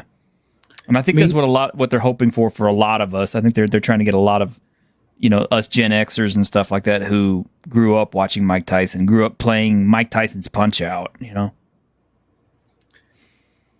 Let's see. Jake Paul's in his, 20s, 30s? Something like that, yeah. And Mike's in his 50s? 58. 58. I might as well say he's 60. Damn, he's looking 60 right in the eye. Mm-hmm. In better shape than most of us will probably be in our entire lives, but that's... Oh, hell yeah. Well, he can afford to. He's 7 years older than me, and he's in way better shape. I wouldn't get in the ring with him. Like, he has the ability to, he has the money to keep himself in shape because he can afford to. He can take the time off to do a 4-hour gym day. And like, now I'm going to go have lunch. And he goes off and does lunch. He can do that. He's a professional athlete. This is more or less, it's the same. Him with his money going to the gym for funsies is like me maintaining my weapons with oil and fucking make sure there's no rust. It's just, he's a weapon. So he's going to maintain himself still being a weapon. He's an older weapon, but he still kill somebody, Very true. A 200-year-old gun that, as long as it's maintained well, it can still kill you. This musket is old, but it will still fucking kill you. Yeah. Right. Yeah. Well, I mean, it's like those old swords that I like so much. It's like, yeah, this sword may be 500 years old, but it still has a sharp edge on it. It can still kill you. Yeah, it's still fucking cut a bitch. It killed people 500 years ago. It can kill people now. I'll fucking do it again. Sword, no. I'll do it again. Oh my gosh. But anyway, here's something that killed me when I saw it, and I think you guys. Well, I got a couple things here. First, oh boy, more cringe. Oh well, okay. I tell you what, I'm gonna throw you some cringe, and then I'm gonna throw you some awesome. so that we don't end this show on negativity. So here we go. Here's some cringe. This is Dragon Age Veilguard. Oh no! Come on! No! The creator of Dragon Age Veilguard is I thought we were incredible. friends, man. There are so many options and sliders, from the usuals like hair color and style, eye shape, noses, all the way down to things like I love that jaw. Bulge size. Oh. And it's a cap. There's a cap on breasts and butts, so you can't have like scars. Can't have bigger and than a giant B cup. bulge. But like you get big bitties. Sorry, Femoid, no big bitties for you and your vitiligo. We got that. Yeah, why do they have vitiligo? This is something that I think less than, I don't know how many people have, but it's a requirement. Vitiligo. So It's a requirement. You have to have vitiligo. Less than one. So about 1% of the world's population has vitiligo. What? Roughly 1% of the world's population has vitiligo. Wow. So globally, heterochromia of 7 million. So like globally, 70 million of how many peoples are there? Let's see, 70 million of 8.2 billion. Yeah. I Now, might have a hot take heterochromia- with this, guys. Oh no, go ahead. I'm sorry, T-shirt. Heterochromia is cool just because it's two different eye colors, and that's just cool. I'm sorry if you have two different eye I don't colors. understand. My OC has heterochromia.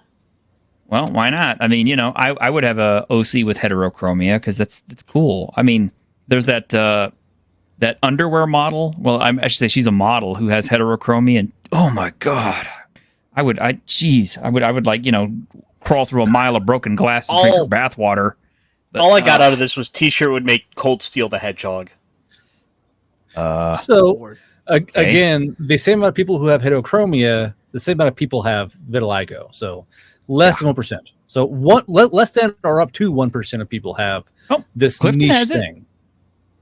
But do No you one asked have you, Clifton. Is it real heterochromia, or do you have like fantasy heterochromia where one eye is like bright silver and flickers energy? When you're getting ready to jump into a fight, because there's like Your chakras aligned. heterochromia for real. There you go. But this might be a little hot take, but I'm alright with this. Even the stuff that I wouldn't pick, like I probably wouldn't.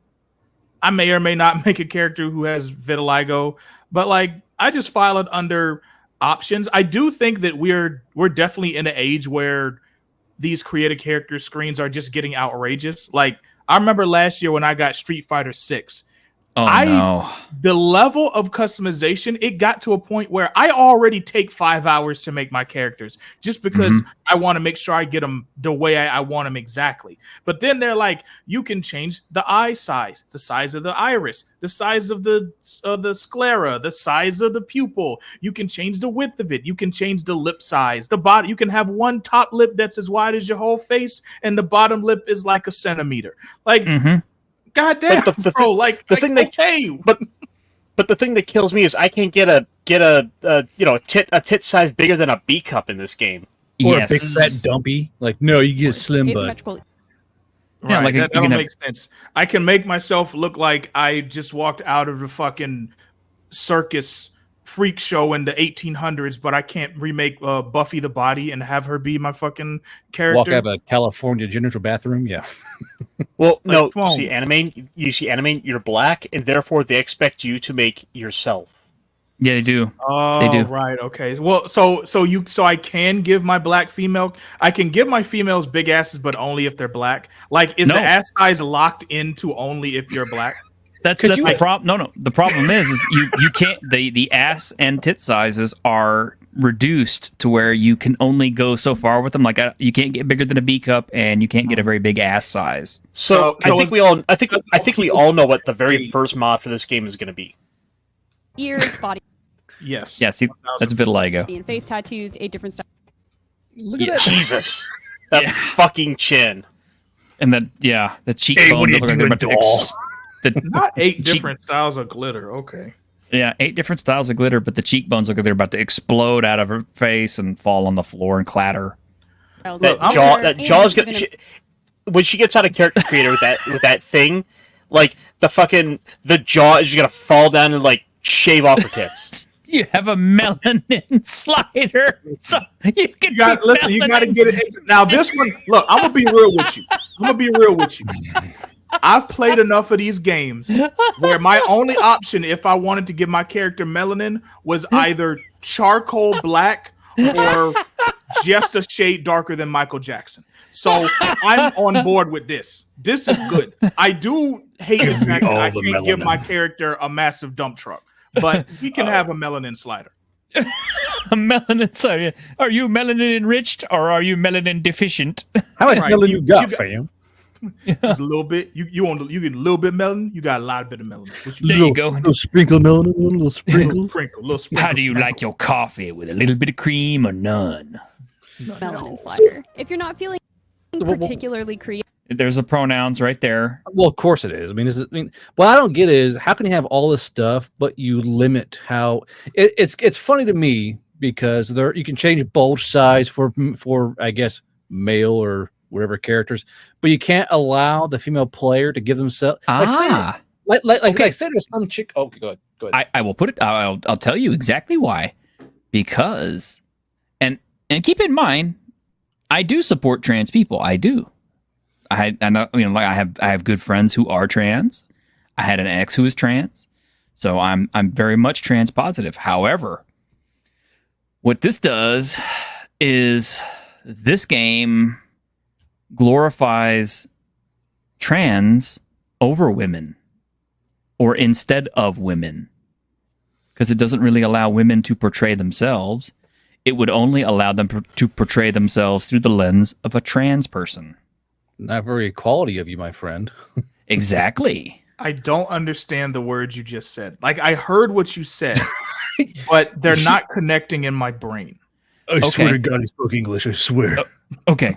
A trans person will have to put up with certain things, like a woman who decides to transition to being a man might have a mastectomy. They're going to have scars from where the breasts are removed. They may have other things, other physical features that can't be necessarily shaded out, erased, or whatever. They're going to be present, right? They may not necessarily have a big boob size. They may not necessarily have a big butt size. Whereas, like a man who transitions to being a woman may have the same kind of issues. They may have Adam's apples, for one thing. They may have crotch bulges. They may have, flat ass. They may have flat chests. They may have big chins, whatever, like a man. And they are allowing you to more or less play the perfect trans woman, but not a real woman. Okay. I hear what you said. I was just thinking about this morning, and I was wondering, like, okay, so let's just play this game here, okay? So we're going to have this game, and we're going to have the perfect representation and all that.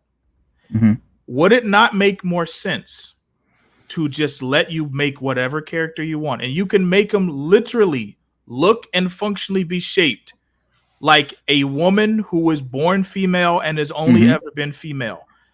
And you just say these are the pronouns, or you say I'm this or whatever, and that's what it is. Versus all the stuff that says, "Hey, I'm a person who transitioned. Here's all this stuff that it makes it blatantly obvious that I transitioned." Which you can have those options. I'm not even saying don't put them in there, but to not give a person the option to say that, but then you're like, "Oh well, we want people to have the trans experience." It's just. I'm on board with that too. No, see, I think if you're going to do it the right way, let people just build it any way they want to. It's like, have a big ass that shoots off have a big ass that shoots out on the screen, have titties that go all the way down to their knees, whatever. Let me make Chun-Li, and if I want to give Chun-Li, remake Chun-Li, but give Chun-Li male pronouns, there you go. Whatever. Yeah, just let them do it. But why do you have to say, well, you're trans, so now you have to have all this stuff on, but you can't just make a woman and then be like, okay, well, the character's trans. Or they're likely trying to glorify this, to make you experience this, to make you walk in this hallway and force you down this, I don't know, transsexual pipeline, more or less. The frustrating thing is, like, the idea of having a lot of this stuff as options, I don't mind ultimately, but it's always so limiting. It's like they're trying to hard force you into this. Like, I'm sorry, the boob thing just bothers me. Like, typically when I play RPGs, I'm playing like a busty blonde elf. That's what I tend to go for. But like I can't even get that here, but I can get like 50 shades of Mongolia-sized forehead. Right. Like if I want to make a woman or a person who is female gender assigned at birth. I'm trying to get it right. They keep adding new things to the way you say it right, but I'm trying my hardest. But I know. If you want to make that person, and if you want to make them, there's 50 different ways to make this into a woman who looks like Andy fucking Kaufman. But if I want to look like Scarlett Johansson, good luck. I don't know. I just wonder how, like, say there's a woman who loves this the entire game lore system, and I go and say, you know, let's break the fourth wall here and something completely unnatural. Let's say she's got a fat dumpy, right, and C cups, and she's like, I want to make a character that looks just like me, so she can live inside the game and have herself be her avatar in this game, and she can't do that. Right. Is there, like, I don't see what there's to gain from doing that, or why they feel a desire to limit a woman from experiencing the game. Like, they allow these other people to experience the game as themselves, you know, with fucking scars and bulges and dresses and giant foreheads, but they won't allow the common woman to express themselves and play the game as themselves. It's like, exactly. The thing is, it's ultimately that hyperfixation upon the progressive stack that, you know, we were mentioning earlier with the deck of many triggers. It's trying to appease these smaller and smaller, more niche groups, to where there were these intent to try to focus on those. And are there some good ideas that have kind of come out of this? Sure, the melanin thing, yes, I'll grant you that's a good idea. But the problem is, it's in trying to be so inclusive that they've begun to exclude larger and larger portions of the audience. Exactly. That's kind of what it is they've lost sight of who their target audiences really are and who's really going to be buying this. Well, it's clearly not about equality. It's about It's about a certain aspect that who believe they're like. It's no longer equality. There's a sect of people who are above all others. They're like the ultimate victim, pretty much. We're like, I mean, it's ultimately a group that fetishizes these people. Yes, exactly. That's really kind of what it is. It's gotten to that level of, it's just fetish. It's not representation anymore. You can't be represented in media and be in the LGBTQ community unless we're going as LGBTQ as possible in the most ass way possible. Just like you don't get to be represented in Western media and be black unless you're about to be blackety black leftist town. Hot wings coming in hot. It's just, and then my God, just a woman, or God help you, a cis white male. Ugh. Then, you know, just take that card that was on the screen a minute ago and get out of here. Yep. Like, and you actually, want to good. I was gonna say, and actually, what makes me more worried about all this is the final design they ended up with the Canary, and I'm just kind of like, really? Somebody took a look at this and they signed off on that forehead. They were good with that. They took a look at that and said, yeah, that's what we're gonna go with this time. They could have chosen any preset to show. Like, well, but this is what they're gonna look like in the game.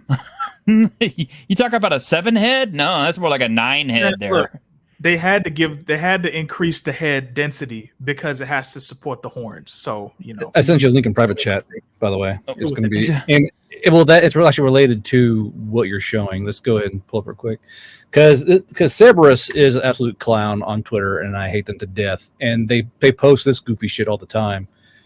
And this is and Cerberus panders to these kind of people all the time via painting the gate crasher space brains that person. So they're saying this is basically like, oh, this is feminine enough, you know. But it's in the private chat. You can pull it up whenever you want to. Well, hang on a minute. I gotta pull it all up because it's all over the place. It took a while to pop up. I'm sorry. And wow, that's like.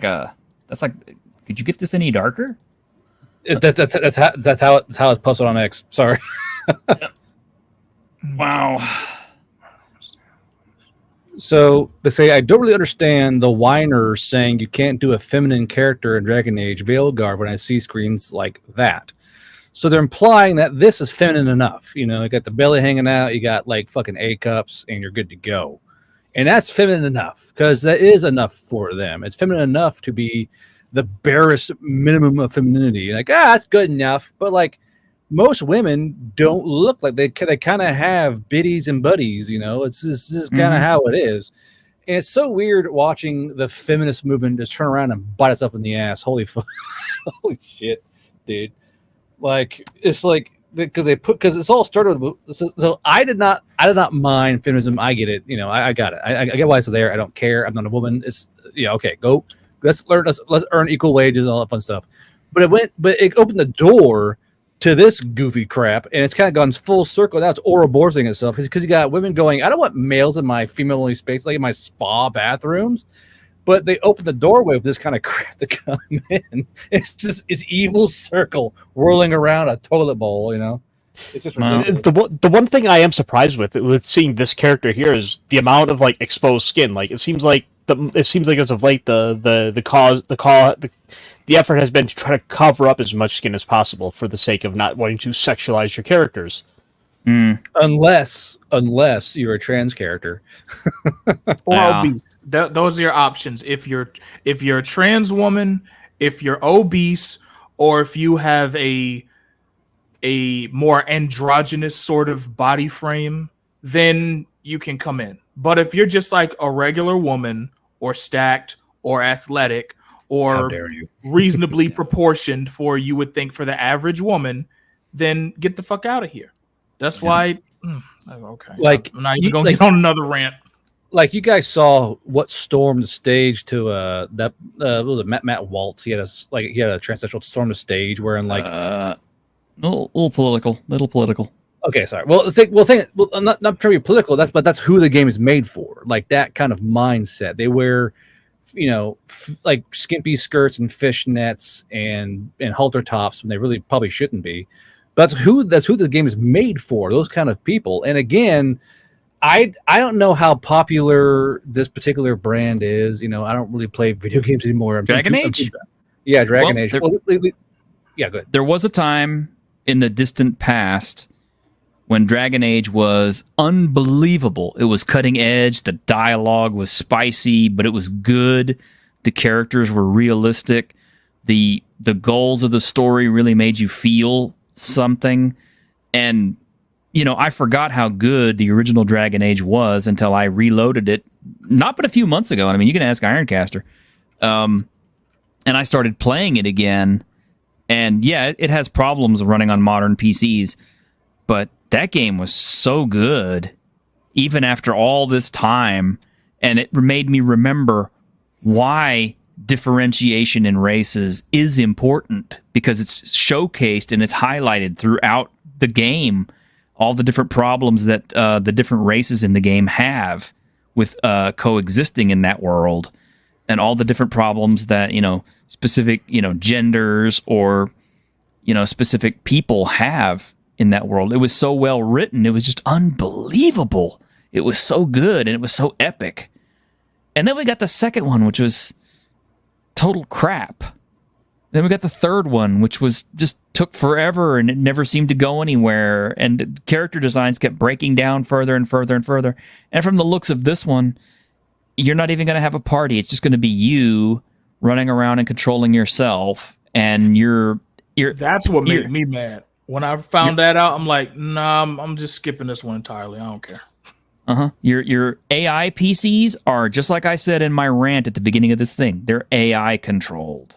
They're not going to be, you don't have any control over their actions or influence. I mean, you can kind of tell them what to do. Maybe they'll do it, I guess, but they're AI PCs. So, yeah, I think I'm gonna go play Suikoden and be able to get like 108 followers instead. Yeah. So, T-shirt, how does it feel to have lived long enough to see your favorite franchise just go down in flames? Oh, it feels great, man. I mean, It feels great, man. what can I say? I've been saying it for a couple of years now. Everything I'm buying is old. I bought Gotchaman. That's from 1978. Okay, I bought all these werewolf movies the other day. Those are all from the 80s. Not a single one of those was made past the 90s.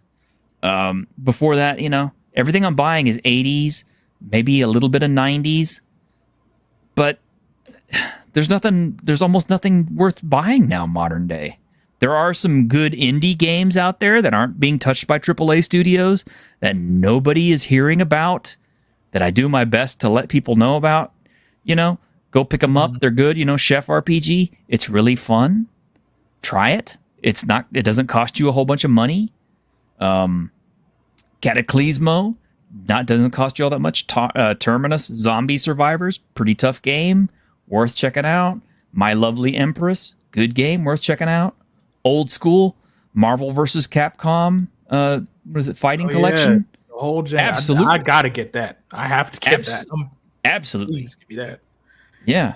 Wukong, Black Myth Wukong. Jeez. So good. Broke all the records. 14 is still rocking and rolling. Yeah. There's so many good things out there, but they're not made by AAA studios. They're not big name games. They're not being talked about. What's that? There was one that I saw on Steam like a month ago. It was like one of those remakes of like an old side scroller, and it was like a ninja based one. Oh, I can't remember the name, but it looks so good. And they got the thick ninja girl with like the long ponytail. I'm like, yep, I'm getting this at some point. I could be a thick ninja girl running around blowing shit up. Fuck yeah. I know the one that you're talking about, and I think I actually mentioned it. It was something. Looking for it now, because I think I got it on my wish list, actually. Shadow of the Ninja? Yes. Or Shadow of the Ninja Reborn. That's what it was. Yeah. That's an old school one. And here's another one. And Animaine, I think you're going to recognize this one. Because this one, like I told you guys, we were going to have some good stuff to end this on. Here's one of the things. Let's end on a good note. This just came out.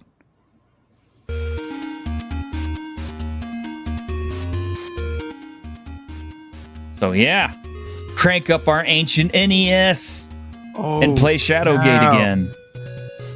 Oh, I loved this game. Oh my god, this was the first game that actually made me like somewhat scared of stuff, like in video games. Well, it's back. I thought you were gonna play the Yakuza trailer. Nope. 5 times larger than the original. Fuck yes. Uh huh. I thought that said farting. No, it's farting.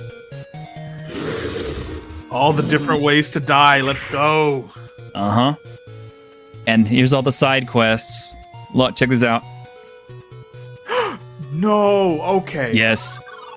Okay. It gets better.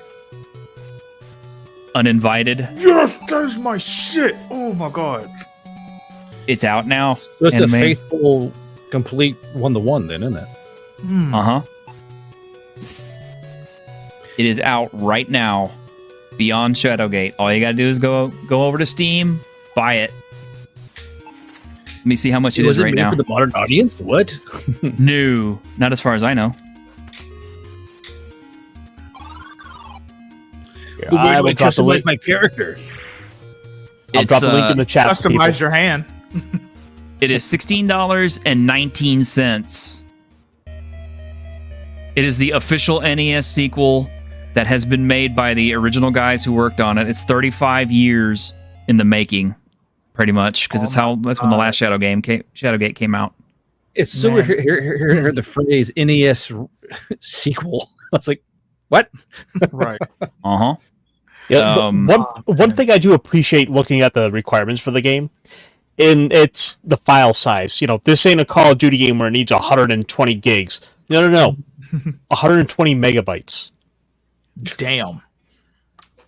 I think I could sneeze and it would be fully downloaded. That's smaller than the fucking trailer I just fucking cut. God damn.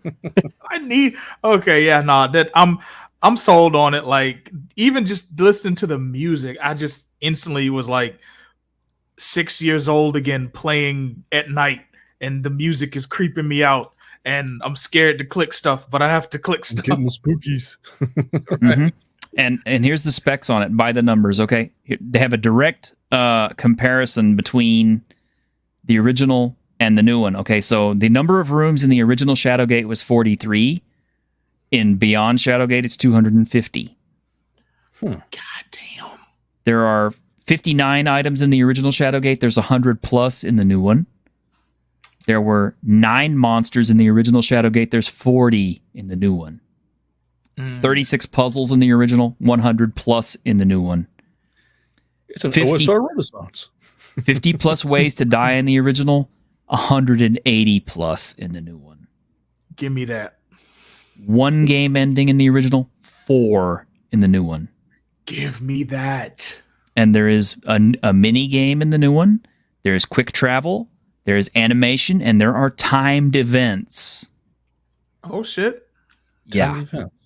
And it's only 120 megabytes of space. That is a steal. That is a fucking steal. Yeah. Oh my gosh. Yeah, that's beautiful. That's actually fucking beautiful. Even just watching like the Grim Reaper laugh at the end is like, yo, that's what I get to see when I die? Okay, let's go. Reject modernity, return to Shadowgate. Yes. Yeah. Return. I knew. Yep. When I saw that, I said, "Oh my god! I wonder if Animaine knows about this." So, thank you for turning me on to it, because I'm putting that in my wish list to get very soon. Right now. There you go. And let's see, for another awesome thing, we don't have a lot of information on this yet. All we got was a teaser, but you better believe this made my whole Friday when I saw this.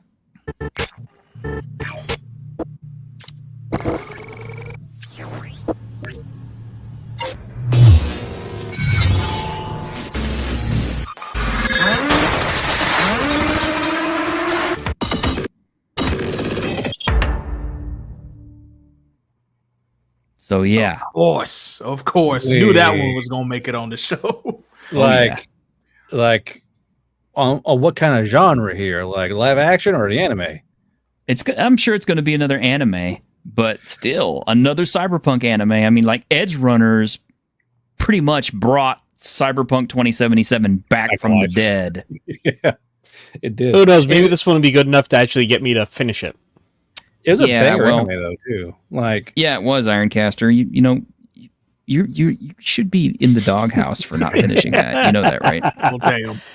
Like, it was pretty fun how Edge Runners had a Latino main, and they never mentioned it once. Like, they dropped little hints with like how he spoke and how his mom spoke, but it's not like I'm Latino and I'm in Cyberpunk City. It's like no one gave a fuck. Like you're a guy doing your own thing. Yeah, nobody cared because he was just a character. I mean, it was a good show, you know. And actually, it was kind of funny because the first time the show came up, I said, "Animaine, you know they got a character in here called Maine," and he was like, "What?" So. Yeah. So yeah. That's more your wheelhouse than mine. But I'm glad to see that they're making more good things that are coming out and that actually get you excited, because it's more non-crap shows. Really, yeah, it's really disheartening to only be able to rely on like the older stuff. You know, like it's obviously that stuff never loses its touch, but you know, sometimes you want to see something that's new and that you can get hype about. So that's really dope that they're continuing that. Well, Animaine, that's why there's me and you met there making shit. That's how it works. And I got to do something. Like I can't just sit here and be mad forever. I got to actually. Someone got a man of bellows, my guy. That's right, man. You know, it's like they said. You know, if you want stuff to get better, you're gonna have to make it on your own. So be the change you want to see and all that good shiz. That's right. You can be called a bigot on X while you're trying to do it too. I've been called far worse things. I'm okay with that. I can imagine what a conservative black man goes through every day on X, dude. Holy crap. Tapani, they did not have some of the roles were not shown on the show. Like I don't think they had a corpo not necessarily, and they didn't necessarily have a I forget what they call a newsie. You know, the people who do the news and stuff. I don't think they had one of those on this show. They had most of them were solos, but they had a couple of net runners. But it was mostly solos, net runners. There was at least one driver / nomad. But yeah, they didn't have every role on the show. But yeah, a show about the nomads would be cool, but it's still Night City. I'm still excited. Yes. I'm sure you'll be covering it extensively, whether it's good or bad. We will hear from you. We will get your takes. You definitely will. And I did also punch the button on the Cyberpunk board game because it has its own Johnny Silverhand figures, but it also has its own Johnny Silverhand expansion. So you can actually play Johnny Silverhand in his prime along with Rogue, Armandaris, and everybody else. Nice. So yeah. So when I said, I got to get that. Plus the figures really look good. So another bunch of crap to put on my shelves that I will probably never play. Hopefully I will get around to painting them at least, though. Hell yeah, man. And do you ever do painting streams ever? Not as often as I should. We need to do one soon. Yeah. I like that'd be definitely a good idea, man. Well, I should probably do that. Yeah. I have to find a day for it, but they're definitely more fun when you have people to talk to, because otherwise I'm just talking to myself. And put it like this: hey, everybody in the chat right now, throw a P in the chat if you want T-shirt to start doing more painting streams, and if you would show up to them. There. Throw your P in the chat right now. Throw your P's in the chat. Or if you're catching this on the flip side, let me know in the comments. Very true. Because I do go through my comment section I comb it more frequently. It took Animaine chewing my ass out about it, but I did it, and I started keeping up with it, and I'm getting good at it. Mm-hmm. So there you go. That's one of the reasons. Look at it. You got P's coming in the chat already. Look at her. Oh, Clifton, I don't think I want one of those. You're catching P already. Look at that. It looks kind of juicy. A little bit. Hey, I do like eggplant. But not necessarily in that way, but oh man. I got boxes of minis here I need to paint, so it'd be a good excuse for me too. Yeah. Okay. What, guard bro? What? I got so many. I've got so many, dude. I got 3 squads of clone troopers, a squad of scouts. I got finished up all my B1s and B2s. I have probably 140 models on my desk right now, just staring at me. I have more stuff in boxes and more stuff arriving all the time, and stuff I have to put together. So, well, why don't we plan for that soon then? All right, should. Let's do that then. I mean, Fridays are always pretty decent for me. So, but anyway, I mean, at some point I got to stream on Friday night. I got to stream on Friday nights, but if we can do the afternoon, then I'm good. Okay. We'll look into it. We'll see what we can find. So far, it's like my weekends are pretty well taken up. But speaking of which, even though it is Grimm's turn to run the game tomorrow, and his new PC is up and running pretty good, he is not going to be running tomorrow because he's in meat space with his friends. So yet again, he avoids running Dragonbane for me, which just gives me more time to work. So what you're saying is that you really should do a paint stream tomorrow. Oh man, don't commit me to that tomorrow. You fallen into his trap T-shirt. You fallen into his trap. I popped his trap card. There you go. We'll see. We'll see what the day holds. I may do that. I do have some things around here I definitely have to accomplish because it's piling up and not in a good way. But we'll see what I can do. But we'll look into doing it because I definitely need to get after it, and I've got a lot of stuff I need to assemble. So yeah, it would be good. But in the meantime, you can catch us on Tuesday. We'll be back with Tuesday with the Geeks, and who knows what'll have happened by then. Everything will have exploded. I mean, you would think not much happens between Saturday and Tuesday, but oftentimes we find that there's a lot of stuff that's happened. Yeah, just when they like to squeeze into bullshit because they think no one's paying attention. Mm-hmm. Okay, before we close things down, let's check to see if WotC has suddenly decided to come up with some new baffling take in the time between us starting the stream and now. Okay.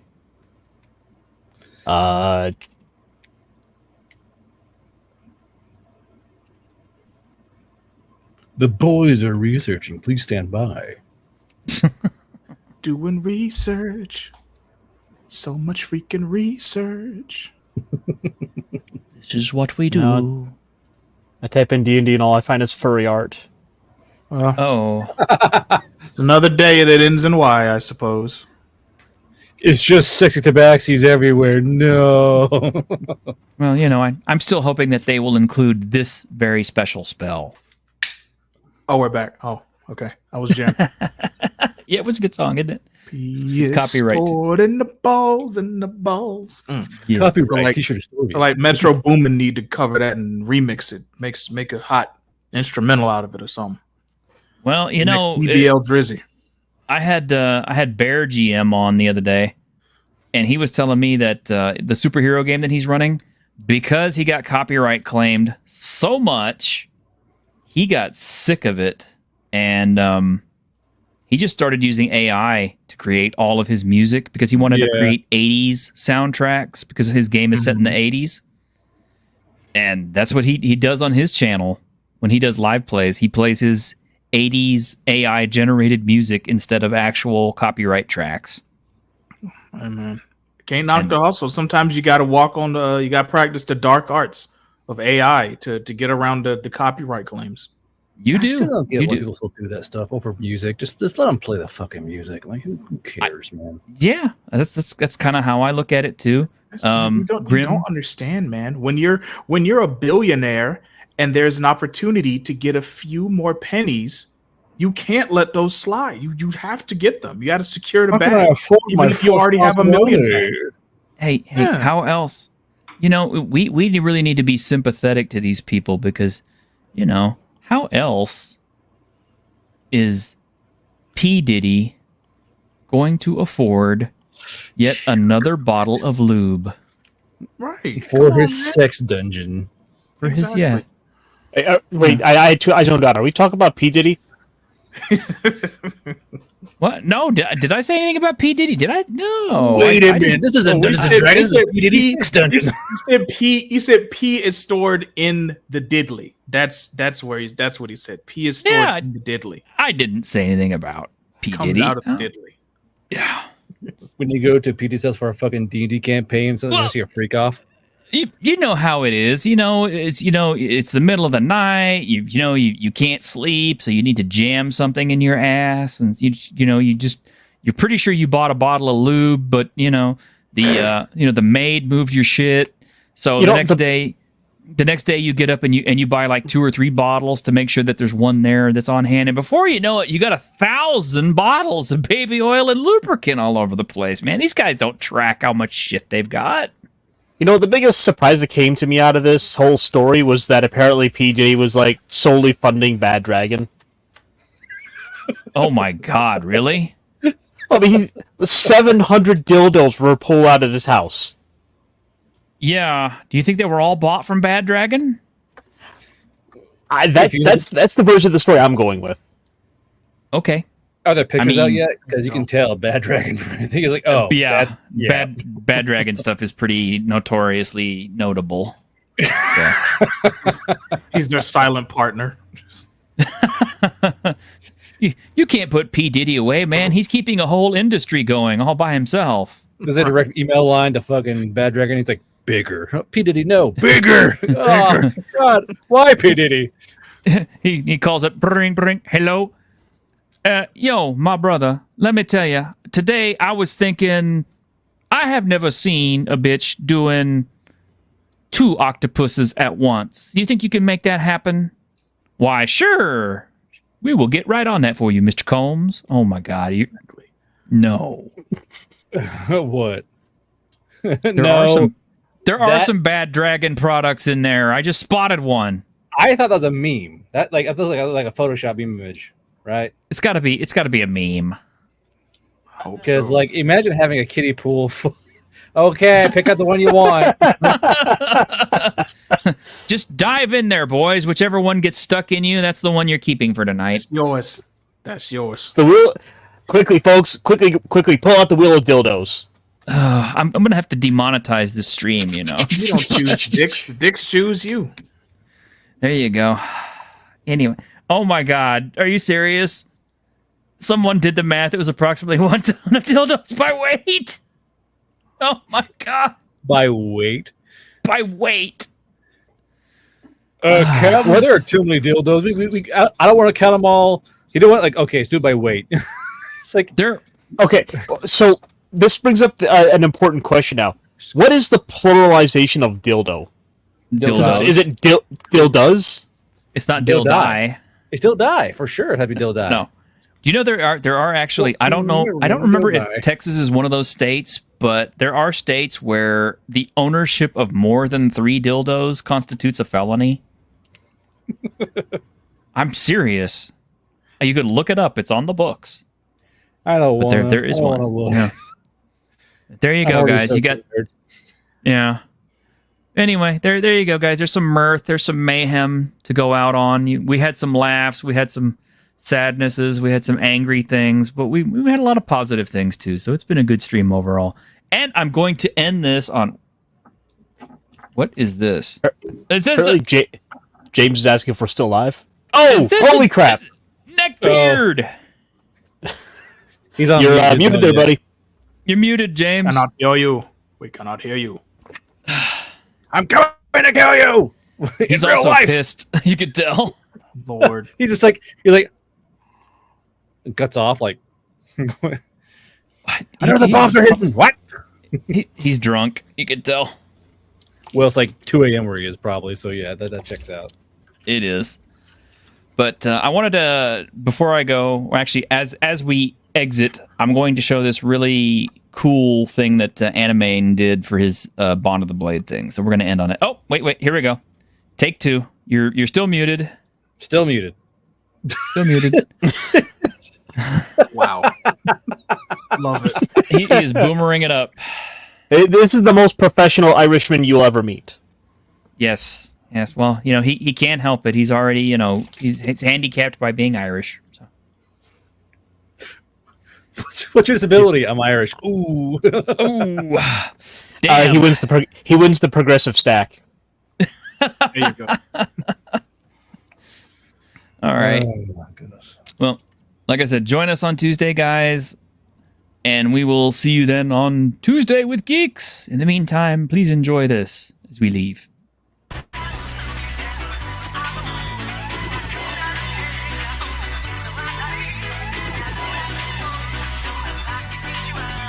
And I'm assured that this music is AI generated too.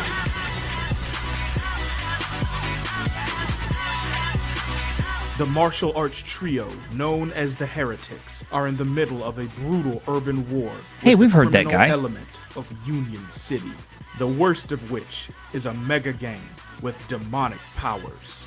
And their grip on this once peaceful city will soon become irreversible. But even though the Heretics are outmanned, they have a secret weapon, their guardian angel, Ashira. Through their bond, the Heretics gain the power they need to win the war against the Zealots. But first, they must conquer their own internal struggles, their fears, flaws, and soul-crushing mistakes. Their dreams and their bond to each other anchors them. Their bond to their guardian angel strengthens them, and their bond to their duty emboldens them to make their stand. And now you can stand with the Heretics by backing Bond of the Blade Issue 1. Make your pledge today and choose from a wide selection of rewards. From 3 different variant covers to the concept art book containing sketches and concept art of characters past, present, and future, vintage limited edition posters, and so much more. But I'm not done yet. All physical backers will receive 1 free fighting game style character print, which will give you a look into the stories, personalities, fighting styles, and special moves of the main cast. And everyone who backs this campaign gets us closer to the ultimate stretch goal, which will add 4 brand new pages of story to issue number 1. So don't wait. The war for Union City Soul has begun. So back Bond of the Blade, issue number 1. Brought to you by Geronimo Studios. Good night, everybody.